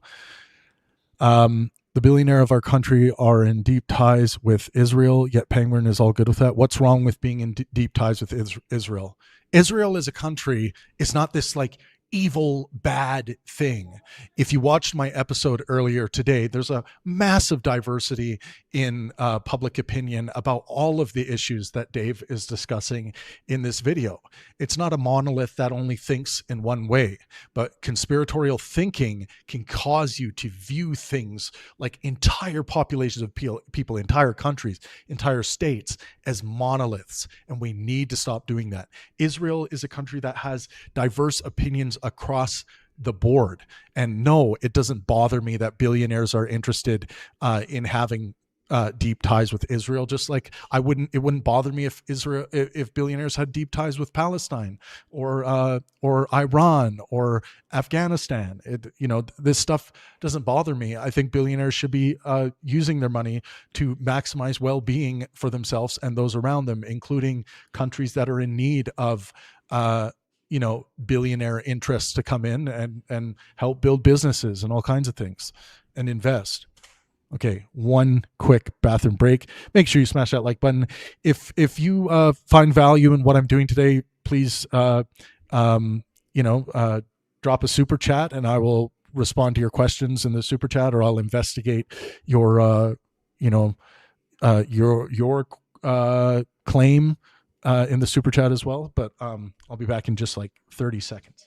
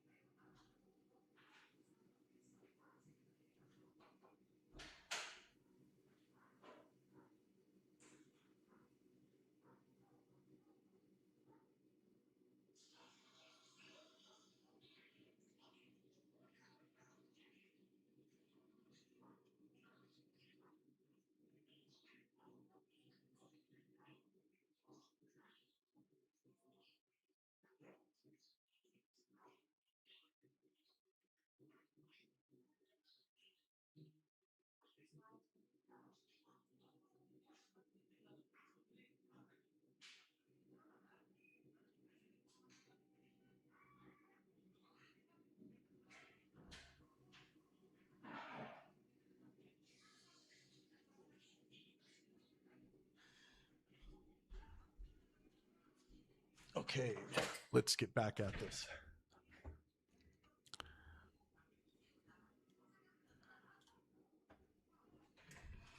It's cold.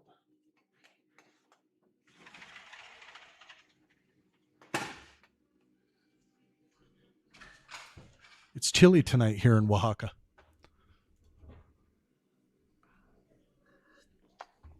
Oh, I'm sorry. Did I miss a super chat? Because usually it tells me. Let me scroll up. Sorry. Here we go. Thank you so much for your super chat. Jew hate really broke everybody's ability to think critically and avoid conspiracy. I don't think what Dave's doing here is grounded in Jew hate. Okay?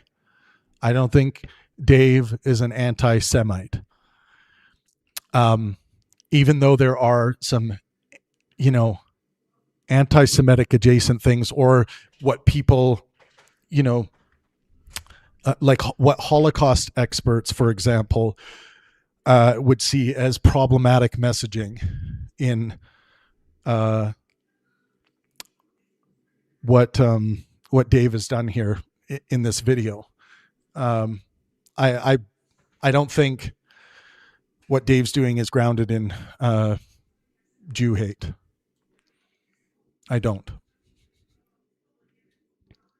Haron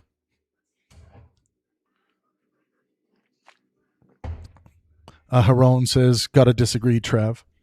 Well, I mean, I don't have access to what's in Dave Farina's mind.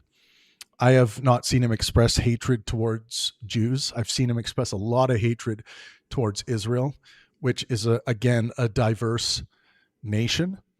It's not just a nation of Jews.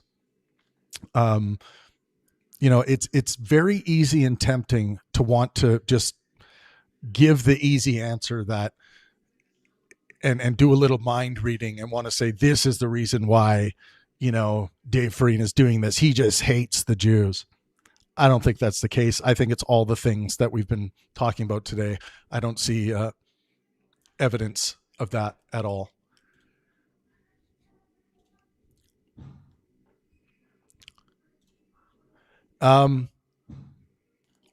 So what was I brewing up here? Actually, I think we were on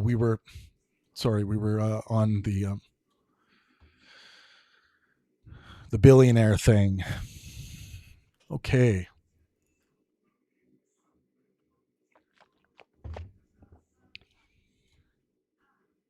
Official Palestinian human rights organizations. And we heard, frankly, from high-level officials at Facebook who said, my job is to defend Israel. So like, this isn't some sort of... Okay, so this is like a whistleblower type thing. You would want to corroborate or ask for evidence of what this person's saying.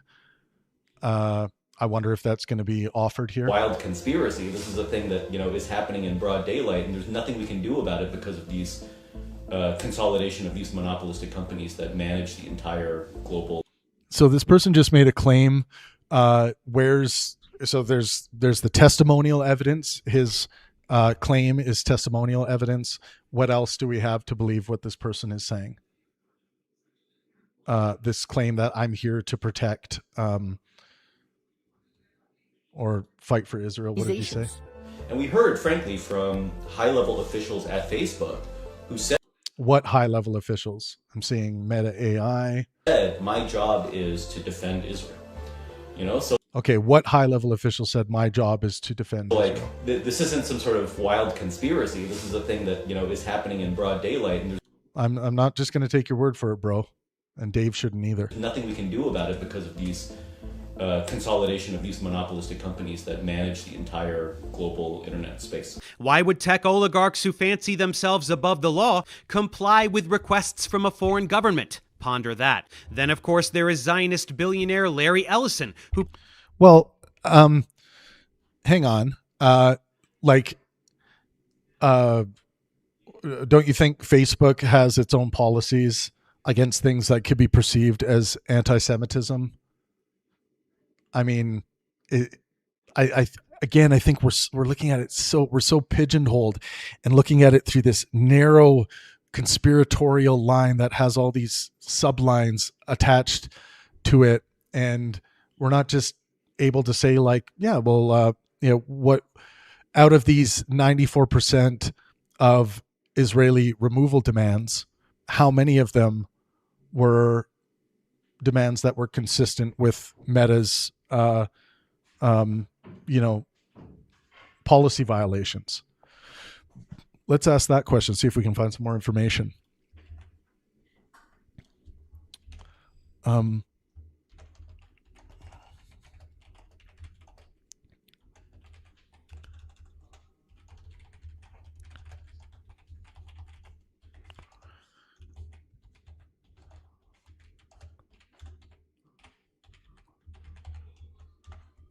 So we'll see if we can find any more information on that. Purchased TikTok in January of this year. This was the platform where young people were most consistently learning about Israel's war crimes, so the Zionist lobby decided to put a stop to that. Ellison has long-standing personal and political ties with Israeli leaders, and he has personally donated tens of millions of dollars to the IOF, as well as investing in AI data centers in Israel.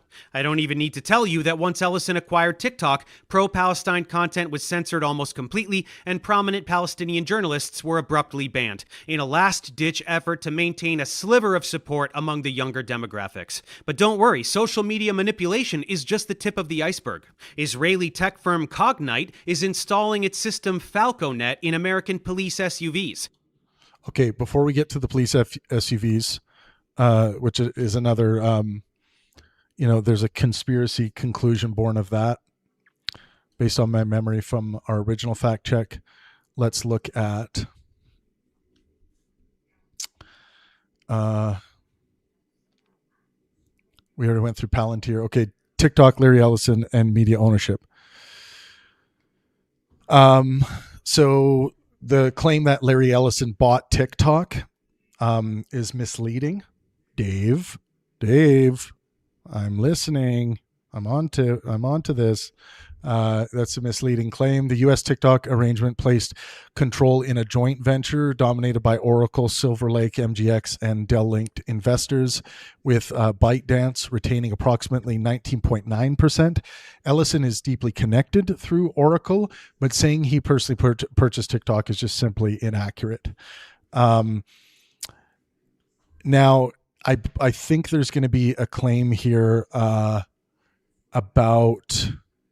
Okay, well, yeah, and eventually we're going to hear about Paramount, Warner Bros., CNN, HBO, and CBS. And there's going to be a claim that says they are all, one company owned by Larry Ellison. So a proposed Paramount Skydance acquisition of. By the way, this is another false or premature claim. A proposed Paramount Skydance acquisition of Warner Bros. Discovery would create a conglomerate containing major assets, including CBS, CNN, and HBO. As of July 28th, 2026, the transaction had not closed and faced antitrust litigation. So Ellison family financing and influence are perhaps relevant, but not equivalent to personal sole ownership of every outlet that's about to be listed here. And we will get to the police vehicle technology. This is tech that pretends to be a cell phone tower, such that every phone in the vicinity connects automatically and all its data is compromised. Texas, New York, Florida, and New Mexico are all currently using this tech. A foreign company has built invasive surveillance technology that tracks American citizens in American streets. A foreign company has unlimited access not only to private data of American citizens, but also the details of how American law enforcement surveils its population. All right, let's take a look at that.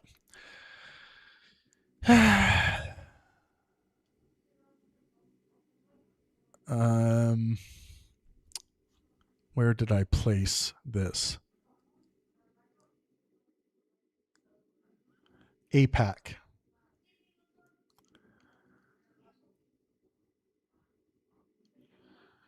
No, we're not at that yet. I want to go to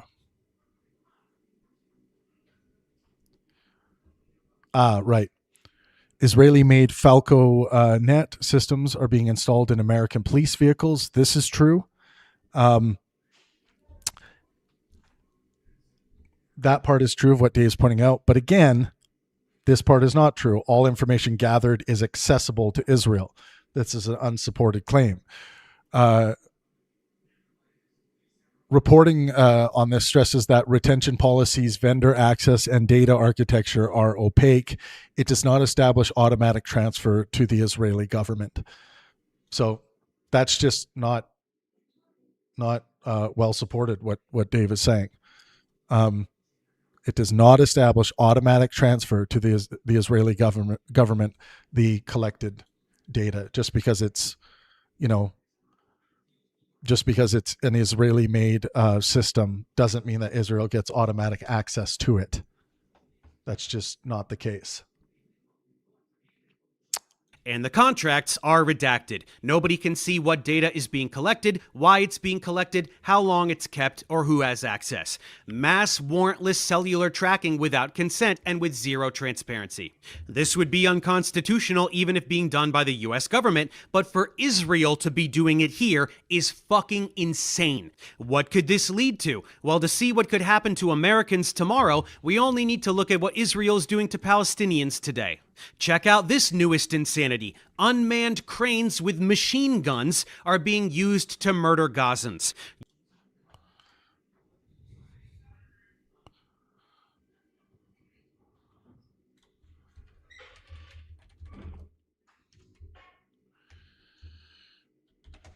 Make sure you guys smash that like button. I'd really appreciate it. It attracts more people to the stream and attracts people to this full analysis of this video.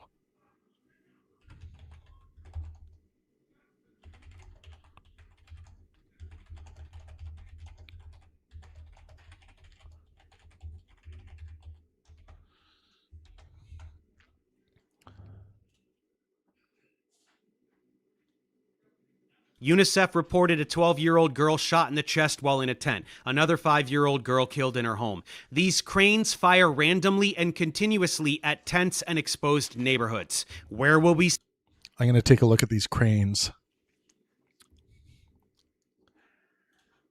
see these next? Major intersections in American cities to protect all the patriots from dangerous Antifa? Oh, come on, Dave. You're drawing this you're drawing this from that police vehicle technology and this surveillance that you think Israel just has access to, and then you're tying you think you're drawing a reasonable line to what happens next. We're going to see these cranes with machine guns in the United States.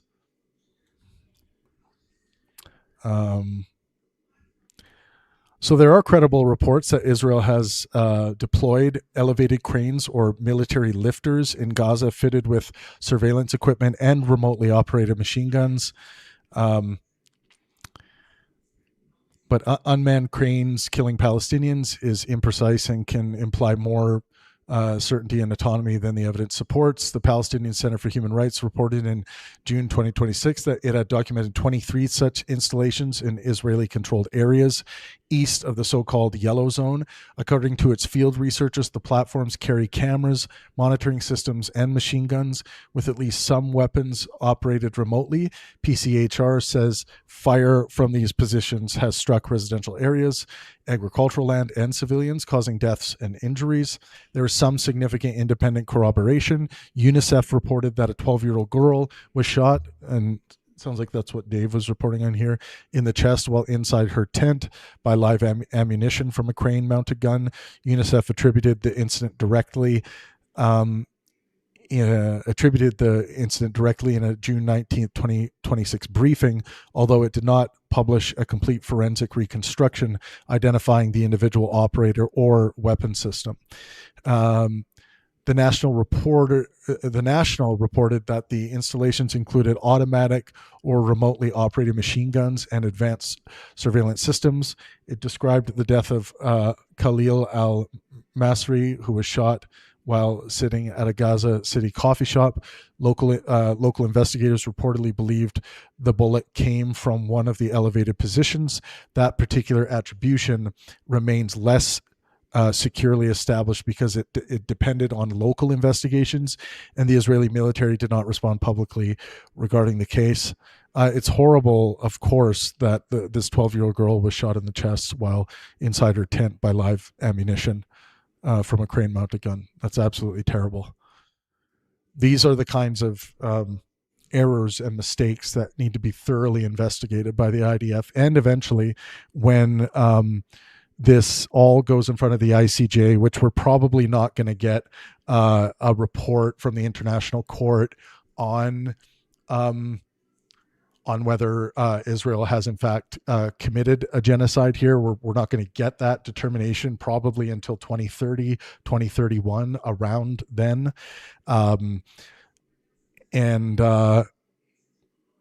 Hopefully, a lot of these instances, if they are verified to in fact have happened, are not just thrown under the rug.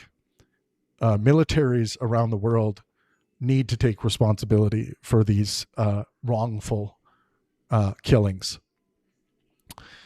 It is true that when you are engaging in war, civilian deaths are an unfortunate reality of war, but we need to do better. We can't be shooting 12-year-old girls in the chest when they're in their tent. Like, obviously we need more information about what exactly occurred, why this happened. Hopefully Israel will open the books to the ICJ, they will eventually need to once the time comes. And I hope a lot of these instances will be professionally adjudicated in professional court settings. That's where they need to be adjudicated. Not on TikTok, not on YouTube by me. I'm not in a position to adjudicate all this stuff, but I do rely on highly professional, highly empirical international courts to be able to get these things right.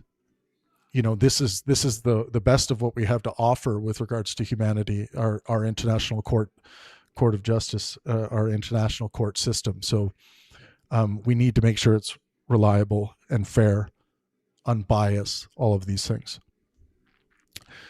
So what's well supported is that Israel has installed elevated military platforms or cranes carrying cameras and machine guns. Some of the weapons can reportedly be operated remotely. Gunfire from at least one crane-mounted weapon seriously injured a Palestinian child. Oh, the child didn't die? Was shot in the chest. Okay, she didn't die. According to UNICEF. Okay, I'm so glad she didn't die. Palestinian human rights investigators have documented additional alleged killings and injuries.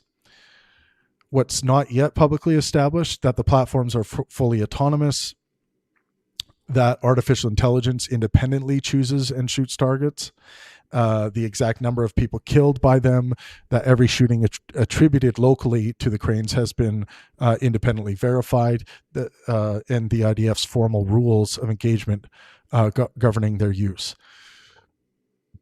Unmanned should therefore not be understood to mean a completely autonomous robotic system.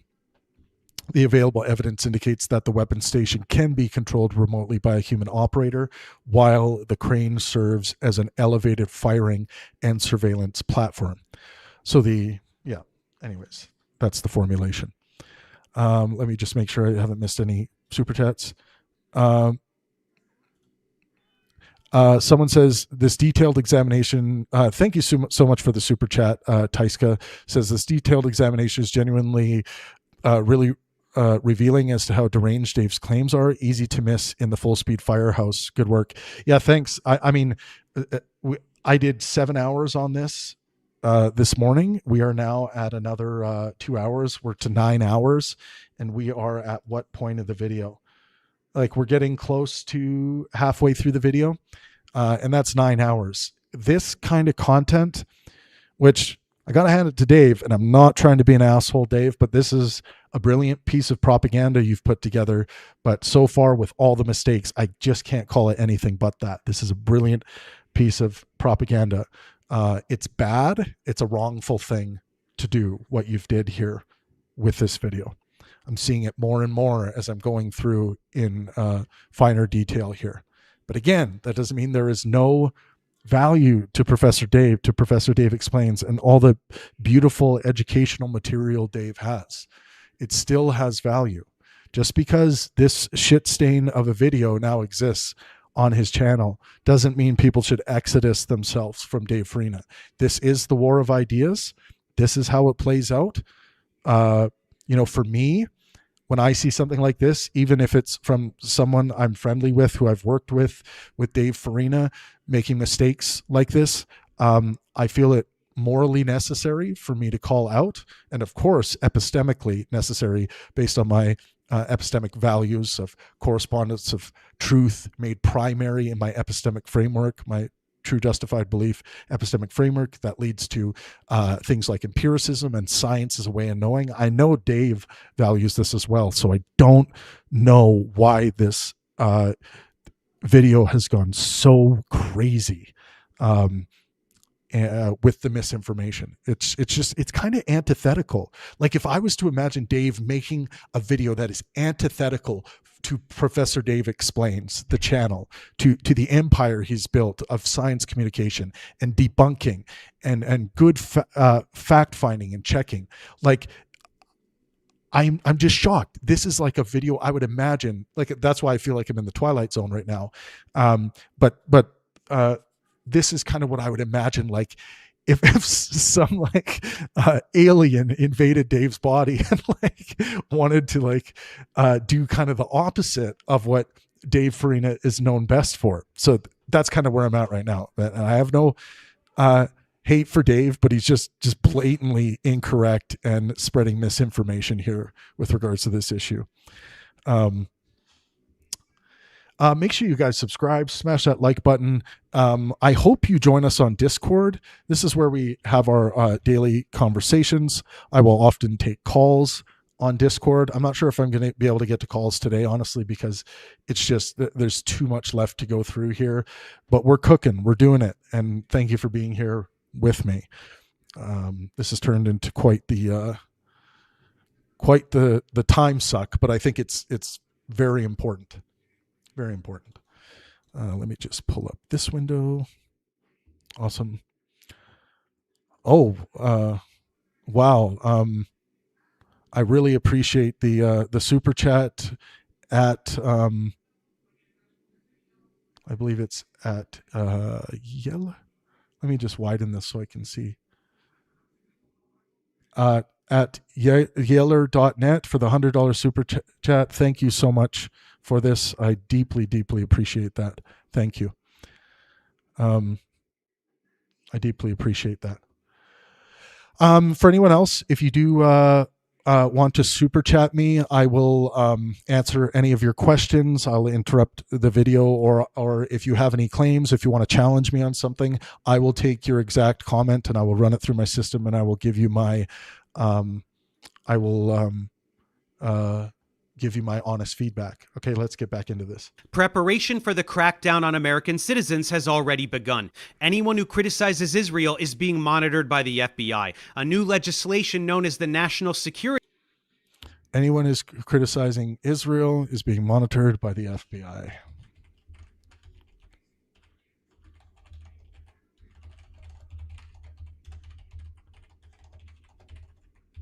So, I have laid some criticisms towards Israel and the IDF throughout the process of reviewing Dave's video. Am I now being monitored by the FBI? So, according to Dave, I am now a Nazi. I'm now being monitored by the FBI. He might consider me a Zionist.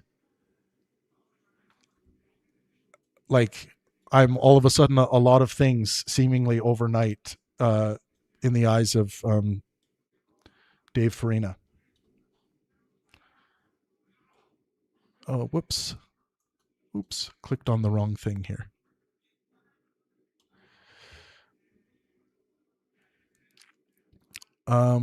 Thank you so much for the super chat from Deadly. This is a crazy amount of disinfo. White nationalists like Fuentes will eat well off this doctor validating the claims they've believed all these years. Yeah, I hope not. I hope people do their own fact checking like I'm doing today, or you can send them towards this video if there's someone who thinks what Dave's saying is just true. Yeah, I really appreciate the super chat, though. Thank you very much. I hope not. I always hope that we are maximizing well-being for ourselves and those around us, and we really ought to consider that in the way we are presenting information, in the way we're putting our heart and souls into the things that we love to do. And one of the things Dave loves to do is communicate accurate information, but I think he fell apart here in this video. Okay. Let's see. So the claim is anyone criticizing Israel is being monitored by the FBI. This is just false as stated, obviously. I'm surprised Dave would make a claim like this. There's no evidence that the FBI monitors everyone who criticizes Israel. Millions of Americans criticize Israel policy, and criticism, protest, journalism, and advocacy are protected by the First Amendment. FBI policy expressly prohibits opening an investigation solely because someone engages in constitutionally protected speech or political activity. However, there is a real and legitimate civil liberties concern behind this exaggeration by Dave. So what the FBI is doing after October 7th, the FBI said it was paying heightened attention to threats inspired by the Israel-Gaza conflict, including violence against Jewish, Israeli, Muslim, Arab, and Palestinian communities. That is officially framed as monitoring violent extremist threats and possible terrorist activity, not ordinary criticism of Israel. So this applies to everyone involved, Dave. It's not just big bad, the FBI working for big bad Israel, like I feel you're framing it here. The 2025 Justice Department created Joint Task Force October 7th, co-led by the FBI. Its mandate includes investigating October 7th perpetrators, Hamas financing and material support, related terrorism, civil rights violations, and anti-Semitic violence connected to Hamas or affiliated organizations. The task force contains FBI agents, analysts, forensic accountants, blah, blah, blah. This means some pro-Palestinian activists, organizations, or donors may be examined when authorities allege connections to threats, violence, sabotage, financing, or material support for designated groups. It does not establish surveillance of everyone expressing anti-Israel views. So it is true that someone who's expressing pro-Palestinian views might be looked at, but it's going to have to do with connections to threats, violence, sabotage, financing, just like people who are pro-Israel when it comes to the Israel-Palestine conflict are going to be investigated for the very same things. But again, this is just adding to the conspiratorial picture. It's another conspiratorial line being drawn by Professor Dave here. Okay. Make sure you guys take a second to smash the like button on this video. You can also send me an email, comment on the video, other things you would like me to go through meticulously like we're doing here today. I think places like YouTube are really starved for an actual in-depth relationship with the facts that are actually occurring in reality. And then, of course, I will offer my own moral prescriptions and normativity along the way. But I also will try to continue to express my epistemic values so you understand where I'm coming from as a philosopher. Like I said, I'm an empiricist. This is born of like fundamentally in philosophy, when we look at criteria of truth, what kind of criteria of truth do I find most valuable? Well, correspondence criteria of truth is the thing that gives rise to empiricism and science as a way of knowing. So I make that primary in my worldview. When I don't have access to the goods necessary to correspond things to reality, I would rely on coherentism as a criteria of truth. Made secondary. And then, of course, with regards to JTB, when it comes to justification, I rely on demonstration. Usually that comes in the form of evidence to justify the acceptance of something as knowledge. And then at the end of the day, I need to actually believe the propositions to be the case. I have to accept the propositions as true.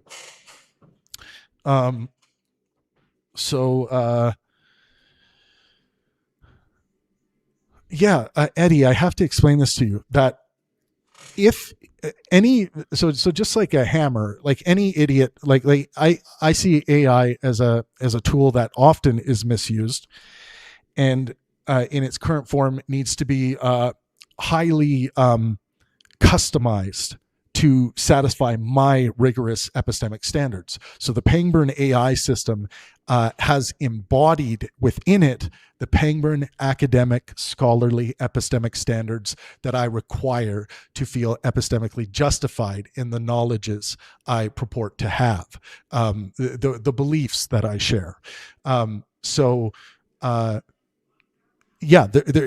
There's some good criticisms to be laid against AI in general as using it as a tool and how people can misuse it.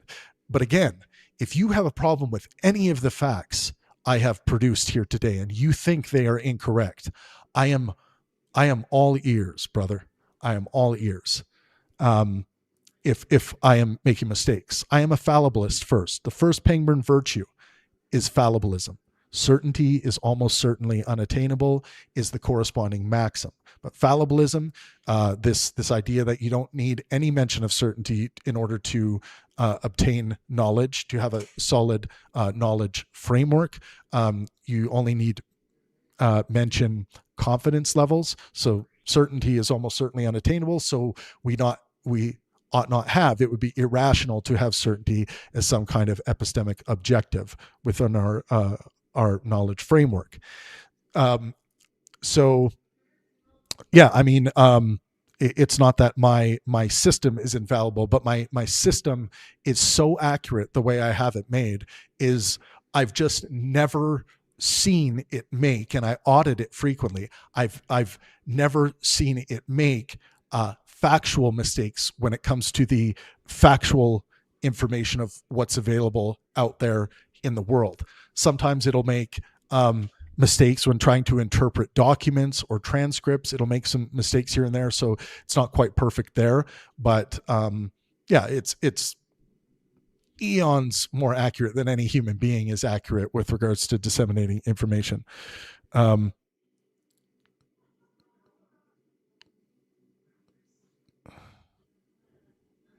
I can provide all the citations you want, but the citations with regards to the facts themselves, I'm giving you the facts.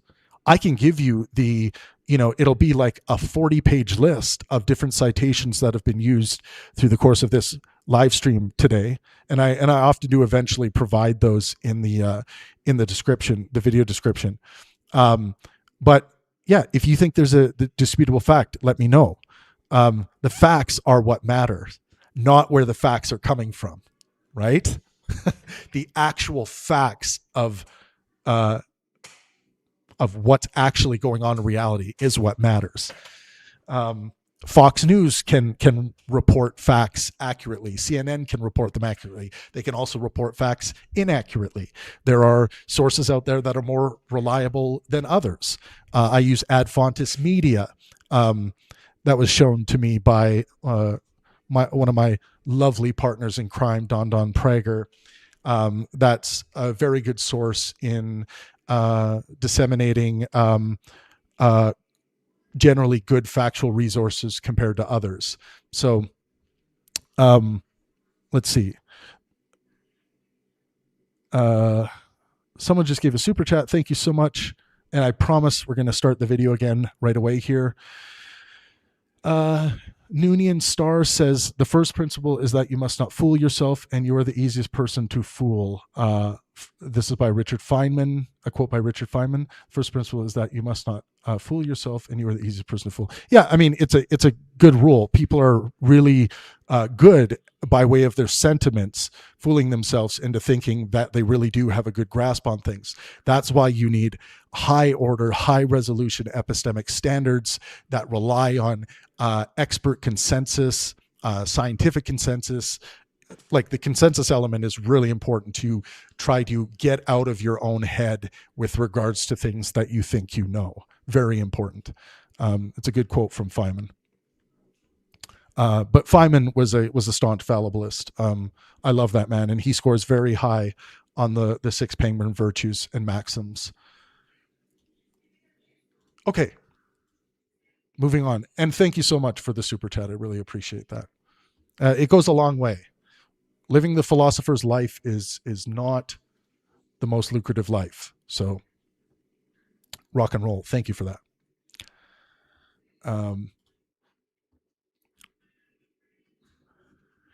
Where was I? So yeah, the FBI is just monitoring all kinds of, threats, violence, sabotage, financing, or material support. Doesn't matter if you're pro-Palestine or pro-Israel. Those are the facts, Dave. Raise that up a bit. Security bill grants the government broad powers to prosecute almost anyone under terrorism charges simply for doing routine journalism or peacefully protesting. Countless supporters of Palestine have been arrested under such pretenses already. Same with protesting ICE. 8 anti-ICE protesters were recently each sentenced to 30 to 100 years in prison. One of them... All right, let's look at the ICE problem here. Need more agua.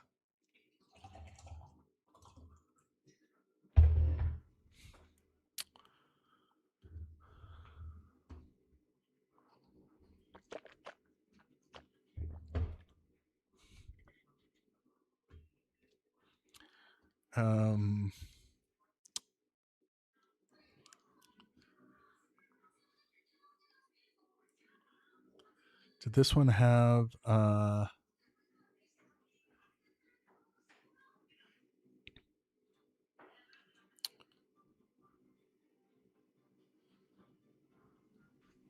okay, the claim was 8 anti-ICE protesters received 30 to 100 years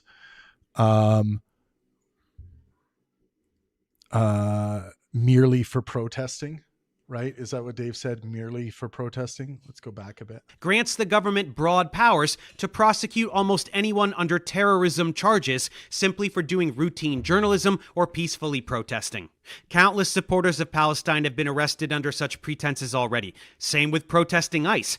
8 anti-ICE protesters were recently each sentenced to 30 to 100 years in prison. One of them wasn't even at the fucking protest. He just moved a box of pamphlets.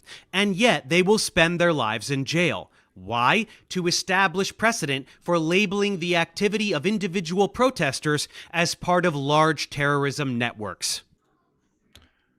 All right, so 8 anti-ICE protesters receiving 30 to 100 years for protesting. So this is materially misleading. The prosecutions involved allegations of explosive shootings, attempted murder, and conspiracy. One defendant who received 30 years was not physically at the protest, but was convicted for logistical participation. Reducing the case to, quote, moving a box, like Dave just said, omits the prosecution's conspiracy theory and violent context.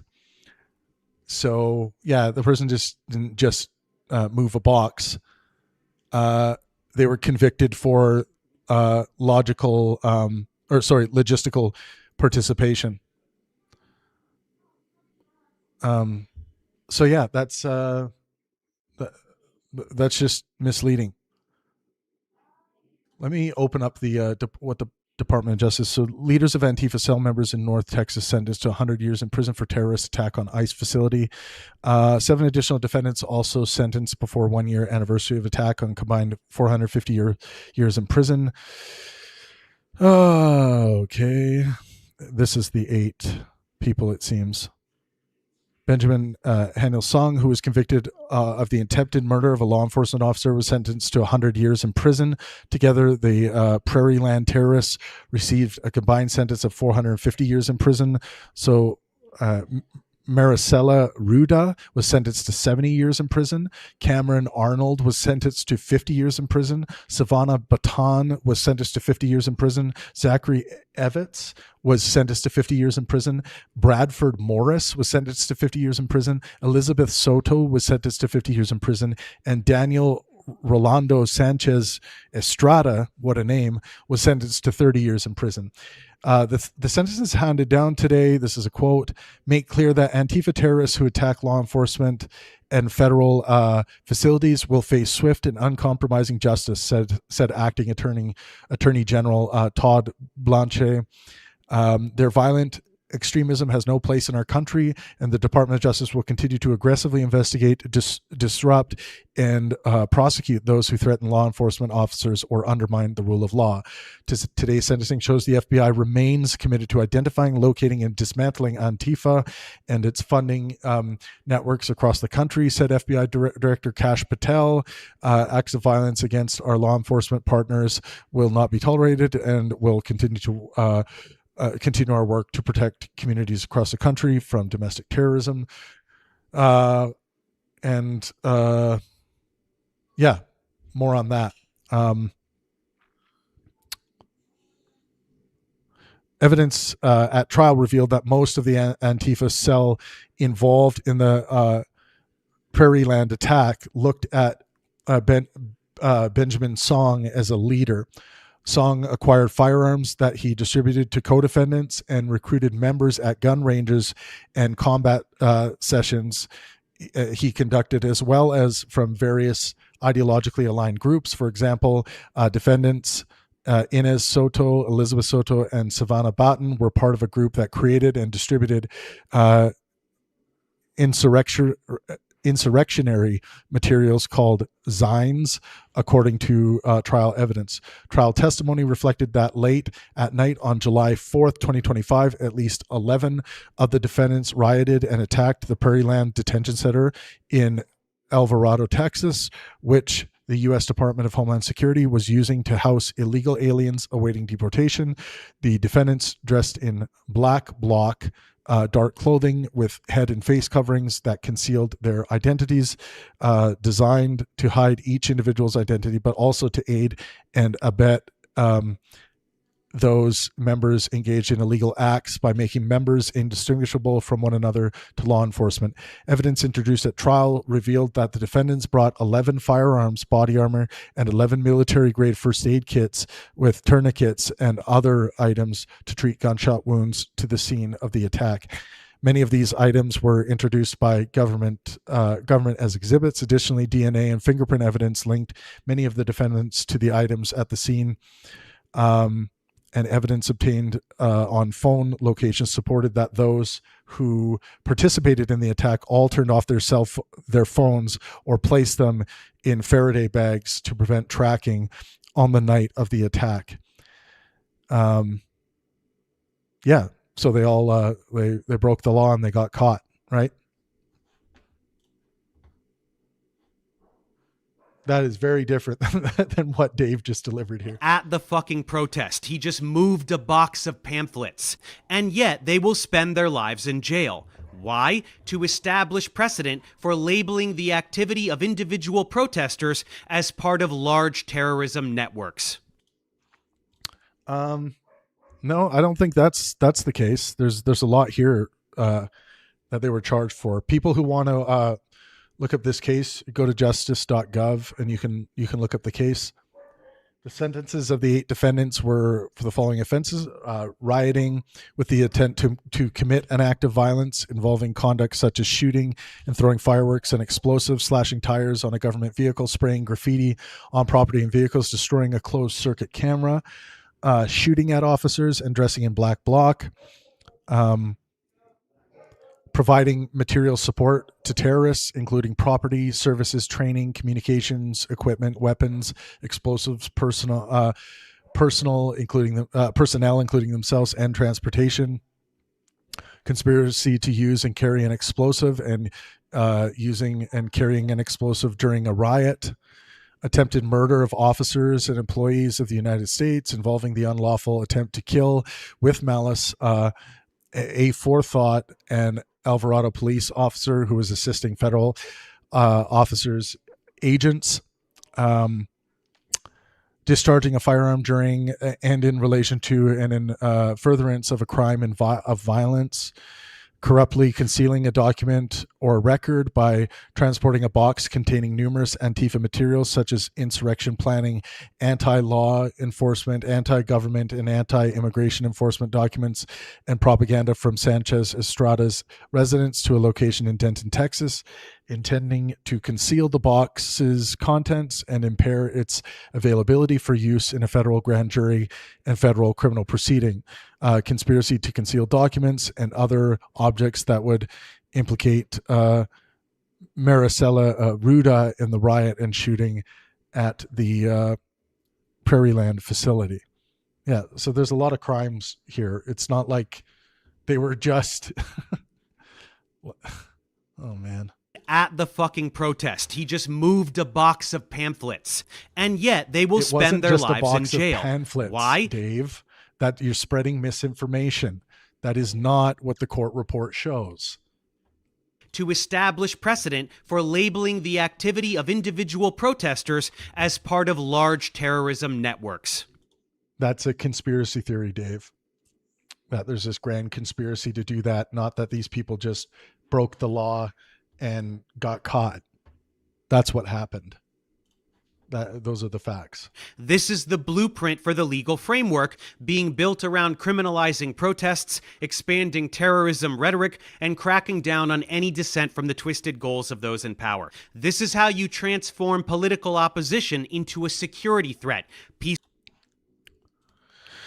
Thank you so much for the super chat from Nobody Chef, $10 super chat. Dave, jumping on a comment someone left on the video alleging that Destiny's Community had something to do with the Charlie Kirk incident was eye-opening to the level of disinfo he is attracted to right now.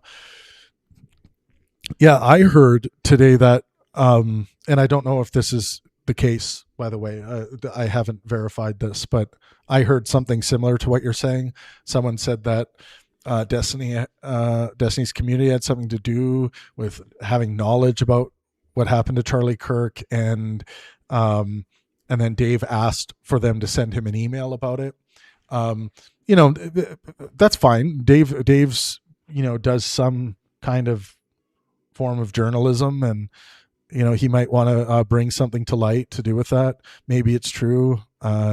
Maybe it's not. I don't know anything about whether or not anyone in the Destiny community was involved or knew about this stuff. So, all right. Wow. This is a big load to move through here, but thank you so much for the super chat. I appreciate that. All right, Mr. Dave. Peaceful protest into terrorism. Want to jail subversive individuals with zero basis? Just shout Antifa and your wish will be granted. No, that's not what happened here, Dave. It's not zero basis. There's a whole report here. If people want to, the actual Justice Department link now is the next claim going to be like, you can't trust the Justice Department? Like, come on. But there's the link right there for everyone.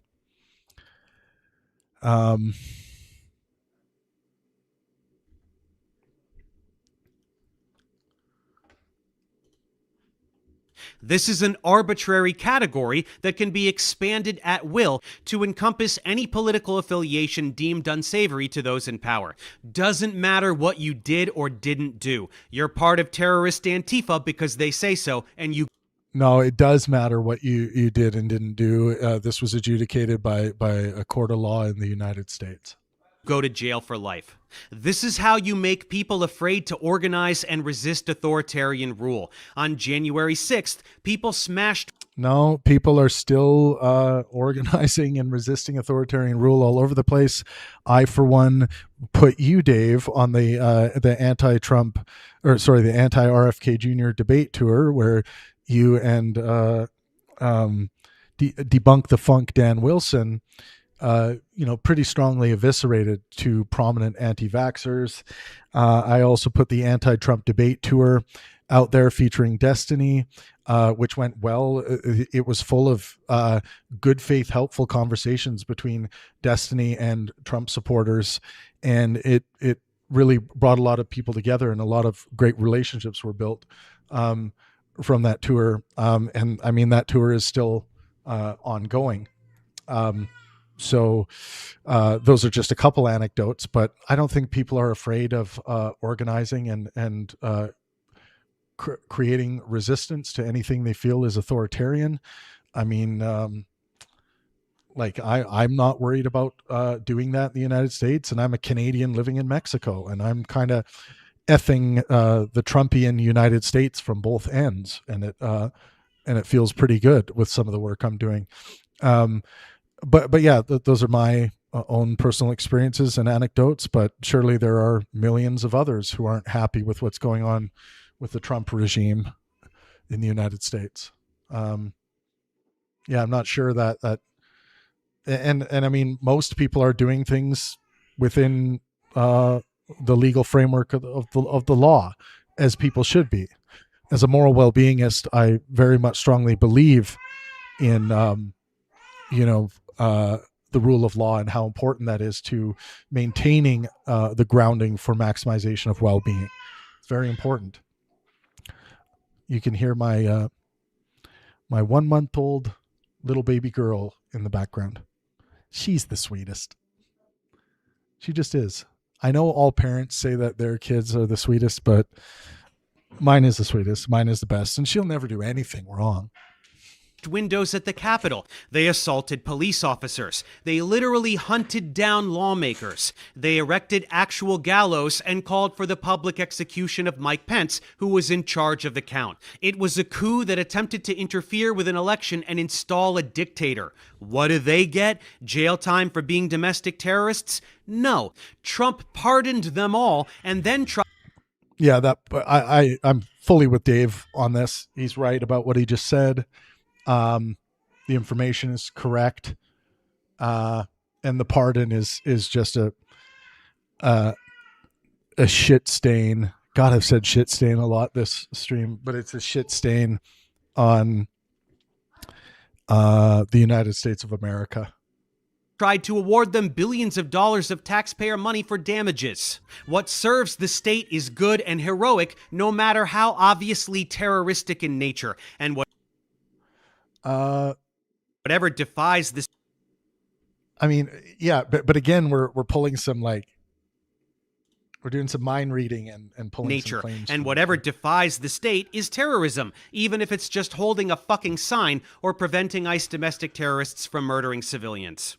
This is already codified. The National Security Presidential Memorandum 7, or NSPM 7, officially directs federal agencies to aggressively investigate and disrupt groups and individuals that they decide are linked to political violence, which just means a legal way to target nonprofit organizations and absolutely any activist they please. Watch lists of suggestions. I mean, I haven't been targeted. I've been operating within the law, promoting the anti-Trump debate tour around the United States. Pisses a lot of people off on social media, on X. I think, people are, pretty well publicized tour, at least the first big leg that we did. And, again, this is just my anecdotal experience, but I've never once been stopped at the border or, contacted by any law enforcement or anything like that. I think people just have to work within the framework of the law. I think that's very important.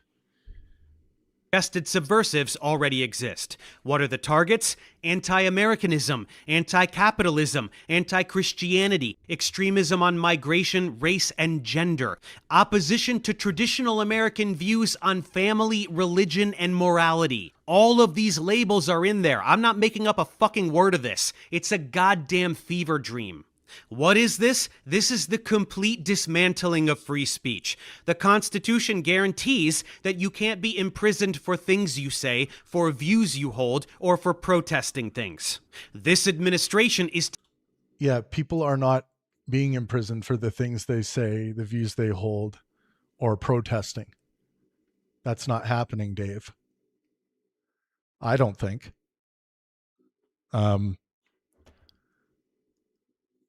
I mean, that would be the easiest, we got this in the bag situation for any lawyer with a $2 legal book to defend in court if someone was in fact, imprisoned or charged or being charged just simply on something they said or for protesting within the law. So I don't agree with you. Taking a big dump on freedom in the Constitution, and they're doing it for Israel just as much as the rest of the oligarchy it can bear. I swear this is the biggest Professor Dave video of all time, and I think it's just going to continue to grow because I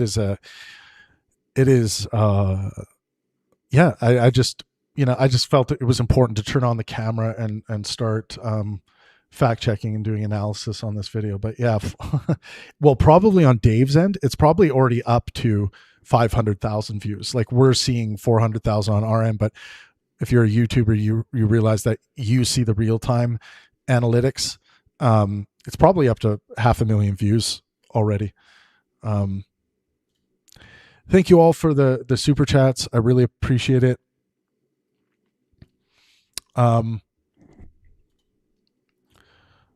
Yeah, Don says political violence is not a real thing, right, Dave? Yeah, I mean, like you're not allowed to commit political violence and just get away with it, and then if you get caught and locked up for it or charged and convicted, you can't cry freedom of speech, or it was ultimately because I was protesting something they disagree with or something like that. Like I don't think that's a reasonable conclusion.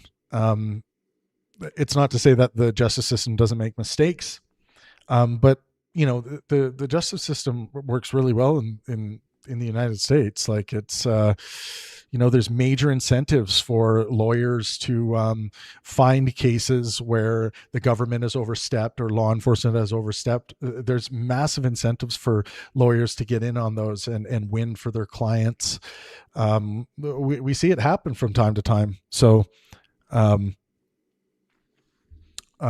yeah, but someone's saying they go after nonprofits or groups. Who's they, and what do you mean by go after?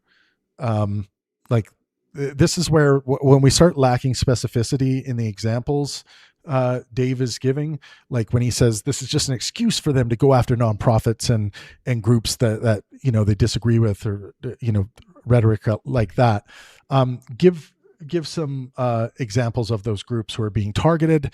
Send that information to a lawyer, to an attorney, and see if there's a case to be made there. If the lawyer says, I don't really see a case here, don't just say, well, because you disagree with me, you are a Nazi. Don't say that. Maybe say, are you sure? Maybe get a second opinion, but I don't know. Barely be distinguished from. Other countries are doing the same thing. A new law in Britain gives sweeping powers to executive leadership to determine terroristic threats and imprison protesters, criminalizing journalism and activism, using broad provisions to put people in jail for a decade or more.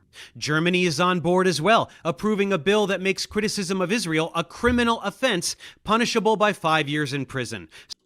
Let's look at this because there's some misinformation here. So the claim Germany is making ordinary criticism of Israel punishable by 5 years in prison is a claim. This is false and misleading. The proposal concerns public denial of Israel's right to exist or calls for its destruction under circumstances conducive to anti-Semitic violence, not ordinary policy criticism. So it's not just making ordinary criticisms of Israel punishable by 5 years in prison. I just want to hear that claim one more time. Executive leadership to determine terroristic threats and imprison protesters, criminalizing journalism and activism, using broad provisions to put people in jail for a decade or more. Germany is on board as well, approving a bill that makes criticism of Israel a criminal offense, punishable by 5 years in prison. Yeah, this is again false and misleading. It's not saying that criticism of Israel is punishable by 5 years. One more time, the proposal concerns public denial of Israel's right to exist or calls for its destruction under circumstances conducive to anti-Semitic violence, not ordinary policy criticism. So it has to do with calls for destruction. Now, a lot of Americans who have more freedom of speech than they have in Germany are going to have a problem with that. I think that people should be, free to express things like Israel's denial of their right to exist. They should be allowed legally to express that. They should be allowed to call for its destruction, but they shouldn't be allowed to incite violence. So I generally agree with Canadian and American law with regards to free speech. I care about free speech a lot, of course.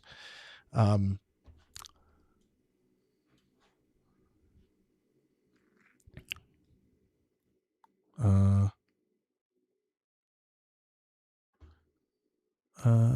the U.S. NSPM 7. I'm not sure if we've gotten to this yet. It might have went by fast. The U.S. NSPM 7 criminalizes anti-capitalism, anti-Christianity, and migration advocacy. So the memorandum expands investigations of domestic political violence and raises genuine civil liberties questions, but Dave presents ideological examples and feared applications as though they were express criminal offenses. So I don't think we've gotten to that point yet. Supporting a cause or quoting a source that is arbitrarily deemed a terrorist threat will be a crime, and countless people will begin going to jail for defending basic human rights. What is the justification for such draconian measures? Always, without fail, anti-Semitism. The boogeyman, the hyperinflated threat that justifies ruining countless lives, an embodiment of the toxicity it pretends to fight. Oh, and what will be the last resort if the American public simply will not accept foreign rule? Just ask Israeli defense researcher Benny Sapti. He recently tweeted this: "Maybe USA needs another Pearl Harbor or 9/11 to remember who is the enemy and who is the friend." Sounds like a threat, doesn't it? Yes. Sounds like a threat. Maybe USA needs another Pearl Harbor or 9/11 to remember who is it. I don't think it's a threat.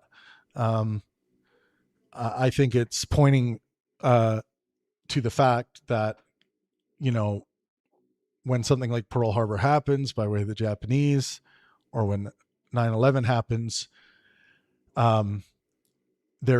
there tends to be an identifiable enemy when those things happen. I don't really see that as a threat. Recently tweeted this: "Maybe USA needs another Pearl Harbor or 9/11 to remember who is the enemy and who is the friend."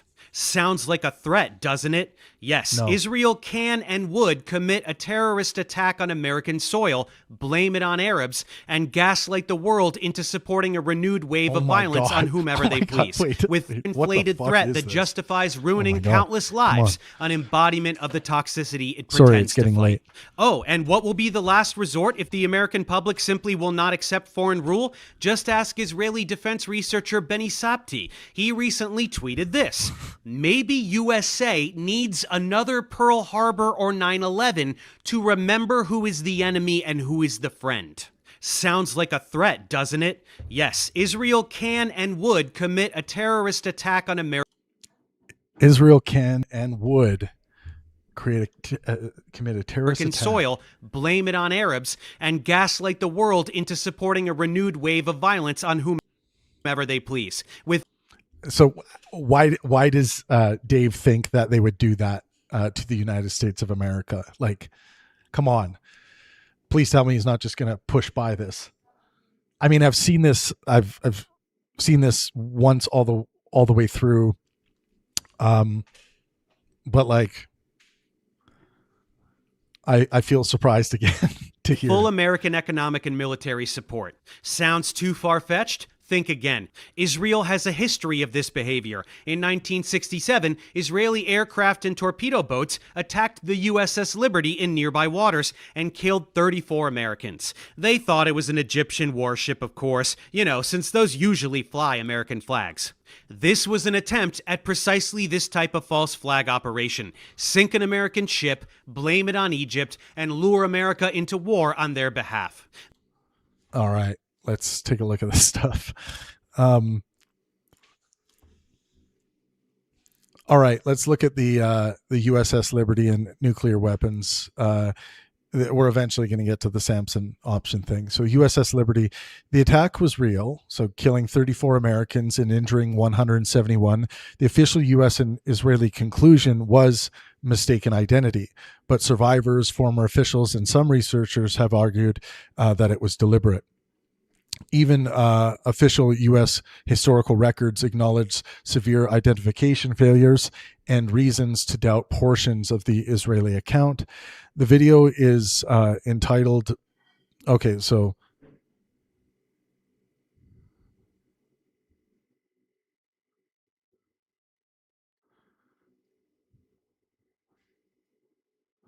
Yeah, it's not conclusively established that this was a false flag plan.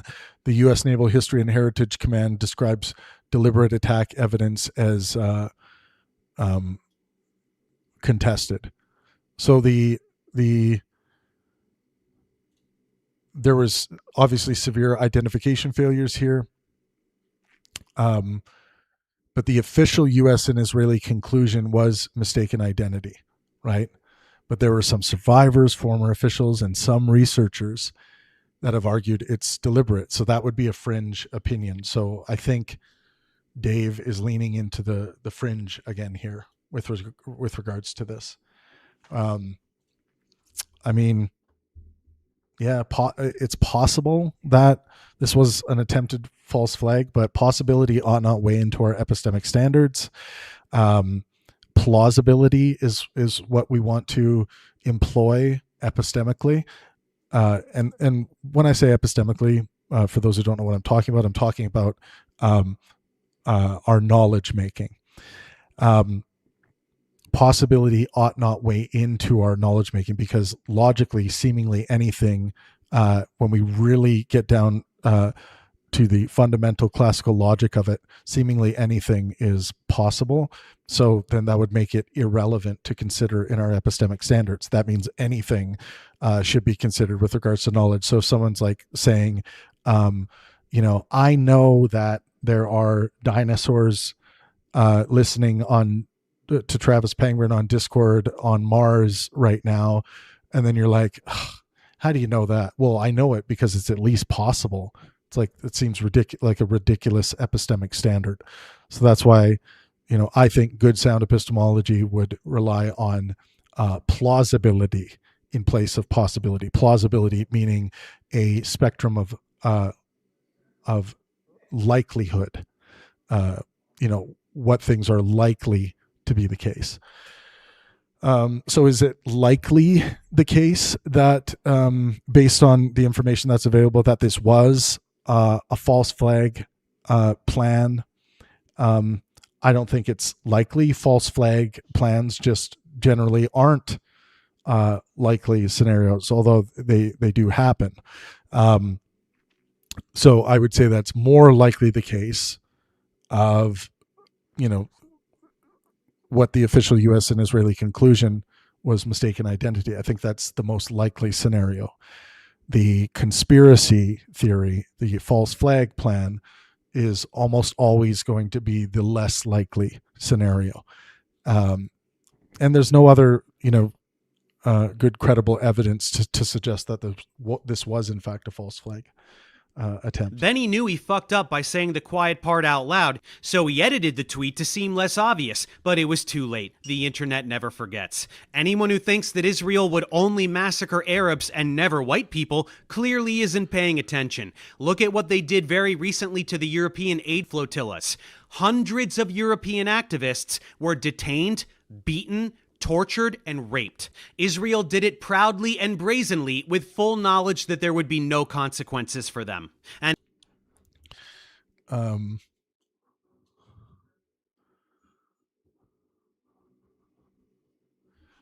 want to check that. Lure America into war on their behalf. Benny knew he fucked up by saying the quiet part out loud, so he edited the tweet to seem less obvious, but it was too late. The internet never forgets. Anyone who thinks that Israel would only massacre Arabs and never white people clearly isn't paying attention. Look at what they did very recently to the European aid flotillas. Hundreds of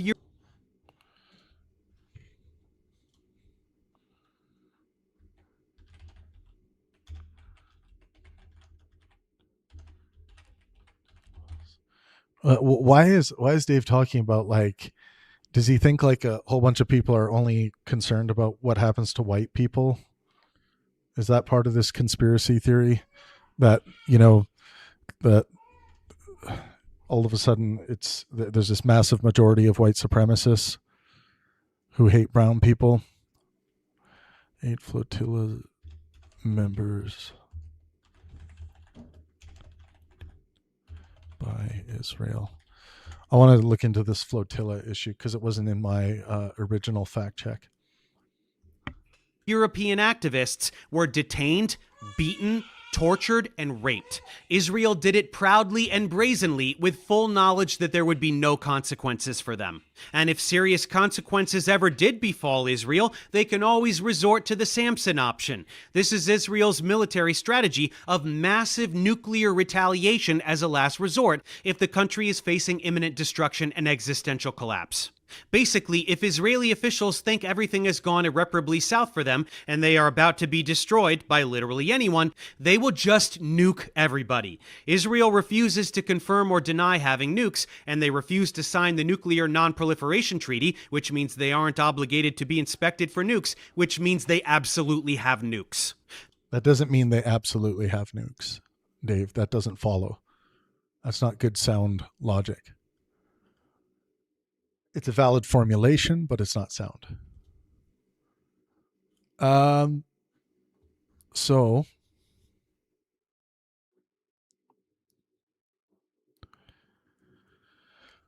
apparently there were beatings that strongly supported with regards to the European aid flotilla members. Their rape has been credibly alleged, but is not yet independently or judicially established. The relevant case is primarily the May 2026 global Sumud flotilla, whose participants came from about 40 countries, including numerous Europeans.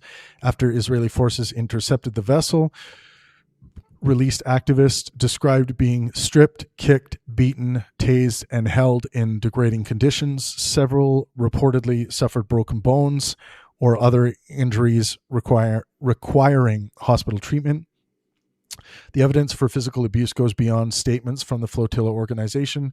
Germany's foreign ministry said its consular staff personally observed injuries among the 8 returning German participants, described their treatment as completely unacceptable, and reported that one German was taken directly to hospital. The UK also summoned Israel's charge d'affaires over the treatment of the detainees and demanded an explanation for the detention conditions shown publicly. What is known about the sexual assault claims? Flotilla organizers said at least 15 detainees reported sexual assaults, including forced and humiliating strip searches, groping, sexual taunts, pulling or striking genitals, allegations of rape. Some accusations concerned abuse abroad an Israeli naval vessel that detainees called the torture boat. Reuters interviewed released activists and confirmed that the allegations had been made, that several detainees were hospitalized, and that Italian prosecutors were investigating possible crimes, including sexual assault. However, Reuters explicitly stated that it could not independently verify the rape allegations. The Israel Prison Service categorically denied them. There is also a separate complaint from, so that kind of stuff needs to be adjudicated in professional court. There is also separate complaint from a German journalist who alleged that female Israeli prison guards raped her during a forced strip search after an October 2025 flotilla interception. Israel denied that allegation as well, and no completed court judgment has established what occurred. Yeah, this kind of stuff we need professionally adjudicated. It's money well spent to actually investigate this stuff. So were flotilla members beaten or violently mistreated? Very likely, yes. Were some subjected to sexual abuse? There are credible and serious allegations that exist, including groping, forced stripping, and genital abuse. Were participants raped? Rape has been specifically alleged by multiple people, but it has not yet been independently established through a completed forensic or judicial investigation. Is it accurate to say European flotilla members were raped and beaten by Israel as an unquestioned fact? The beaten portion is well supported. The rape portion should presently be described as an allegation under investigation. Okay.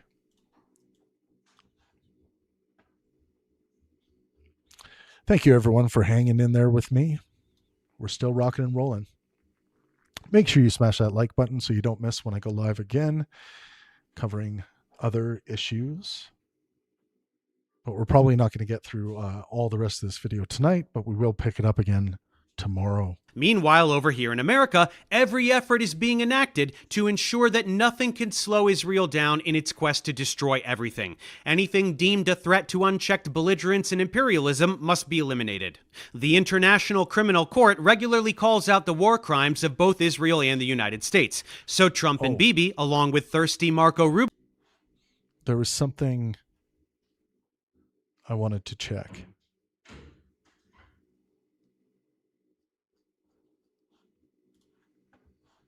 I know what it was. It was the Samson Accord, right?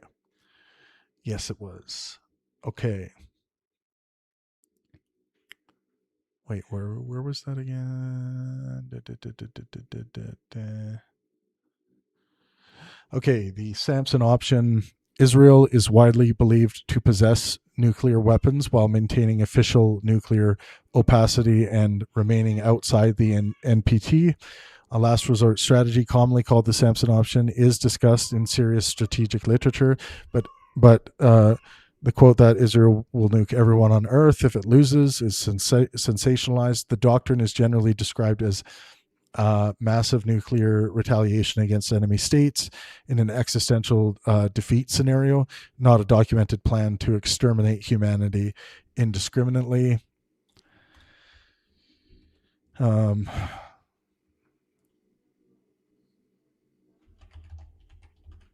Does Israel have nukes? What do we know about this?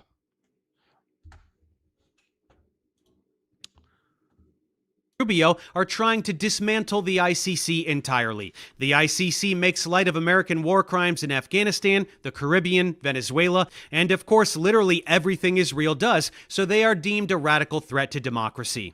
Here's Marco whining about American sovereignty just because someone dares push back on Western barbarism and crimes against humanity. Basic. Thank you so much for the membership, Meat Shot. That really means a lot to me. Thank you so much.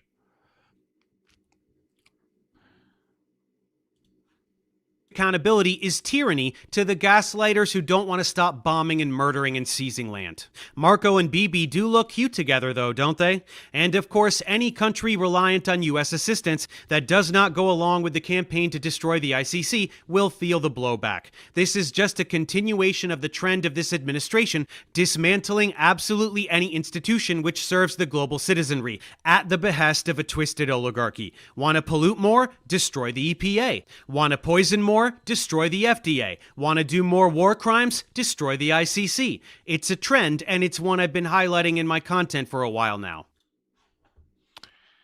All right. Another section here.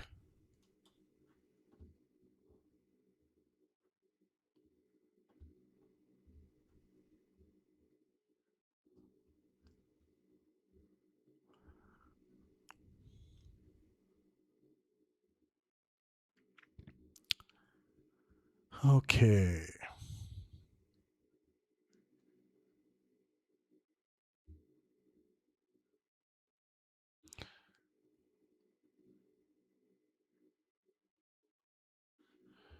I could have sworn I had...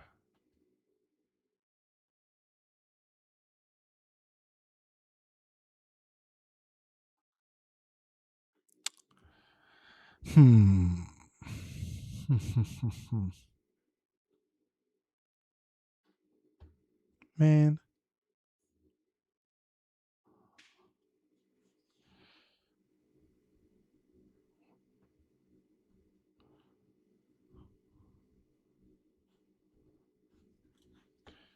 None of this is normal. This is not business as usual. This current administration is the beginning of the fascist takeover. It is happening now. They are trying to eradicate democracy. Whoever doesn't see that is blind.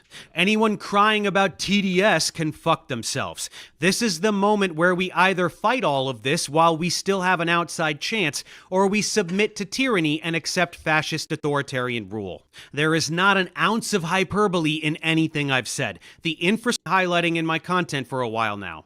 None of this is normal. This is not business as usual. This current administration is the beginning of the fascist takeover. It is happening now. I don't think it's the beginning of a fascist takeover. I think Donald Trump is better described, and his regime is better described as like a democratic dictatorship. That's kind of the best way I've come to describe it. Very authoritarian. I don't like. I don't know about fascism though, right?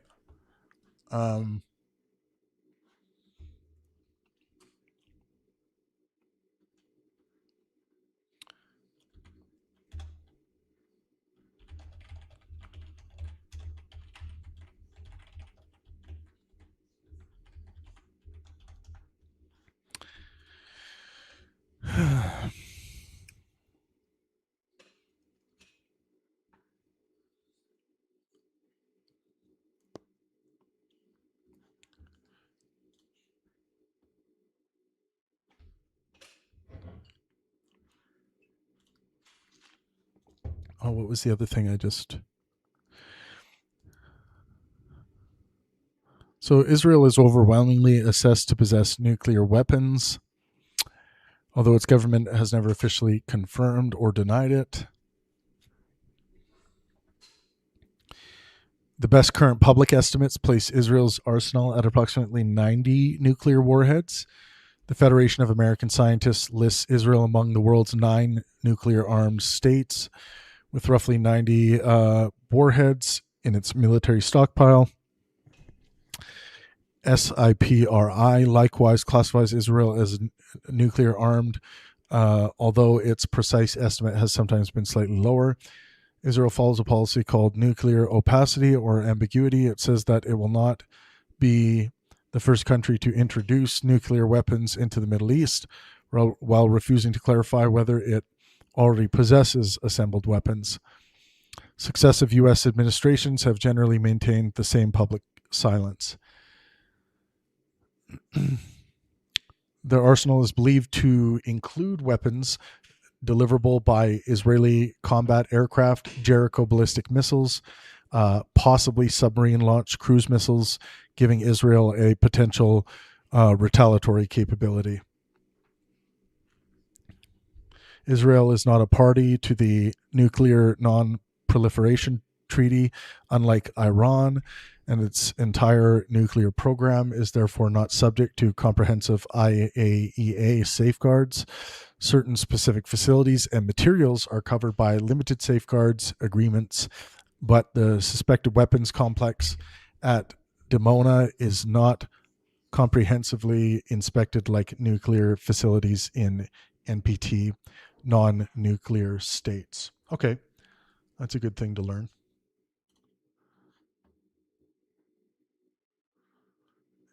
They are trying to eradicate democracy. Whoever doesn't see that is blind.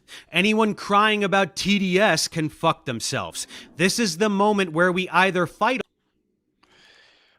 So describing the second Trump administration as fascistic is academically defensible. Describing the United States as an already consolidated fascist state is more debatable and at present premature.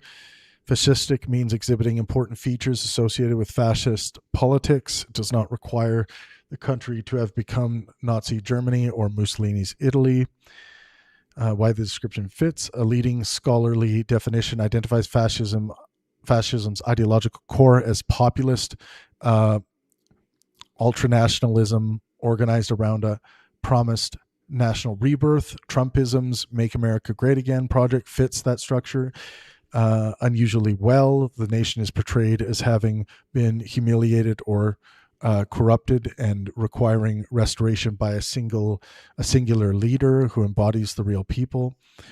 The administration also displays several connected characteristics: personalist leadership and executive centralization. Trump has asserted presidential control over traditionally independent agencies, directing them to submit priorities and regulations to the White House, and declaring that the president and attorney general will determine the executive branch's interpretation of law. This is reminding me of some of the things Konstantin Kissin of Trigonometry and Destiny debated on our stage recently.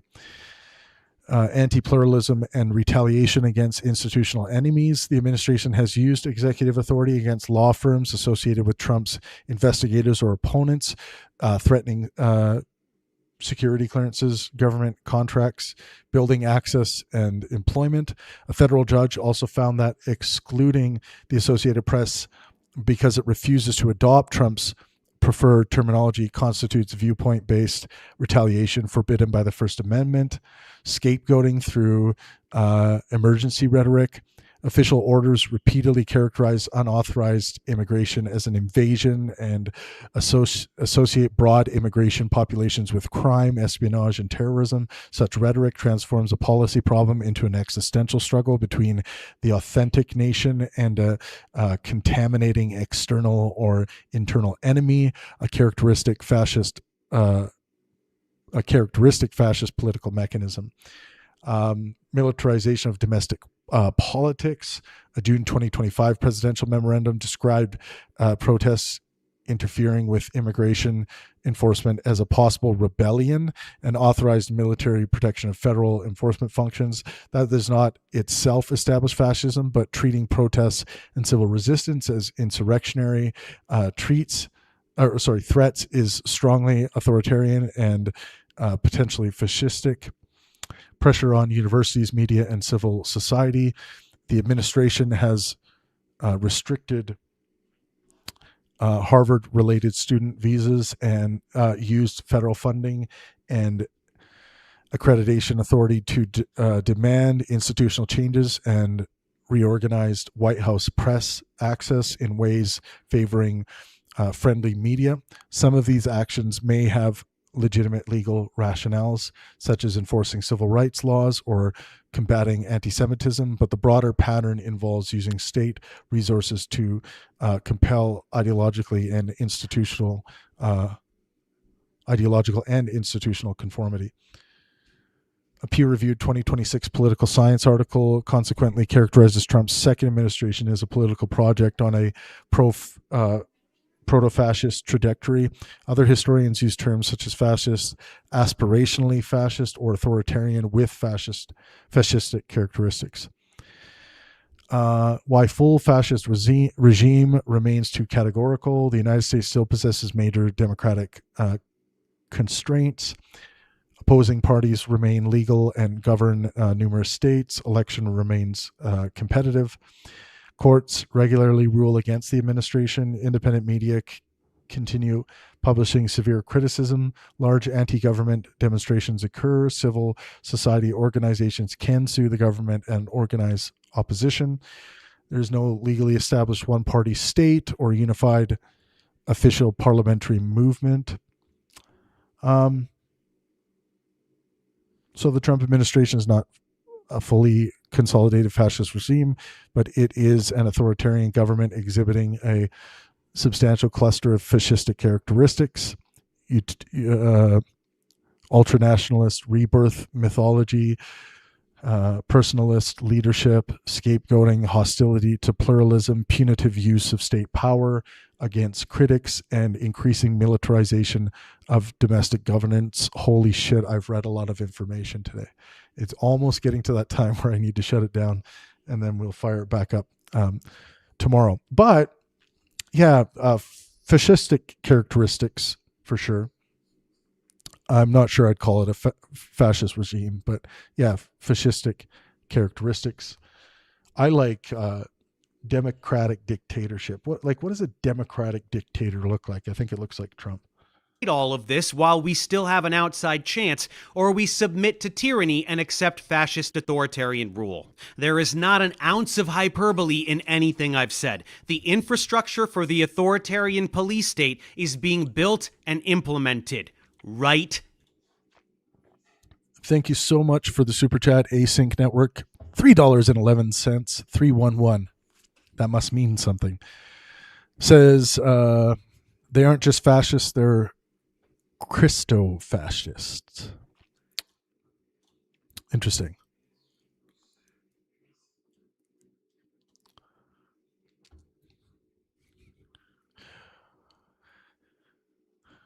All right. Where are we at in the video? Now, today, people can All right. Pinch it off, Dave. sense the changes being implemented by Project 2025 personnel. Public opinion regarding Israel has shifted irreparably, even among conservatives. The oligarchy knows it, and they are doing everything they can to secure authoritarian control before this term is over, and they lose their chance to clamp down. These monsters will not stop until they get the techno-theocratic dystopia they're lusting for. Or All right. Well, that's more than 10 hours of analysis so far. And please tell me we're halfway. Okay. We're over halfway. We're getting there. We're approaching the finish line. 311 is a band. It's not deeper than that. 311 is Boston. Nice. Well, everyone, thank you so much for joining me. Thank you for the supporting the streaming today. We're going to be right back at it, likely tomorrow morning, for sure in the evening as well. But we will be finishing off this analysis tomorrow. We'll do part 3. There might be part 4 as well. Hopefully part 3 will take care of the rest of this video. But I just really, from the bottom of my heart, thank you so much for sticking with me through the live streaming today. I hope you guys join our Discord server. This is where we hang out when I'm not live, or when we're not live on our live stream channel. Here's the Discord link right here. Come in and chat with us, chat with me in a more casual setting. And yeah, we have a lot of fun. We have a lot of good faith, helpful conversations. We have a lot of disagreements, but the disagreements always happen in a good faith, helpful way. Yeah, that's a good point by Loki. It only gets wilder from here. Things do start getting, there's been a lot of wild shit so far, but yeah, things are going to get kind of even more spicy tomorrow as we move through the last part of this video by Dave Farina, Professor Dave.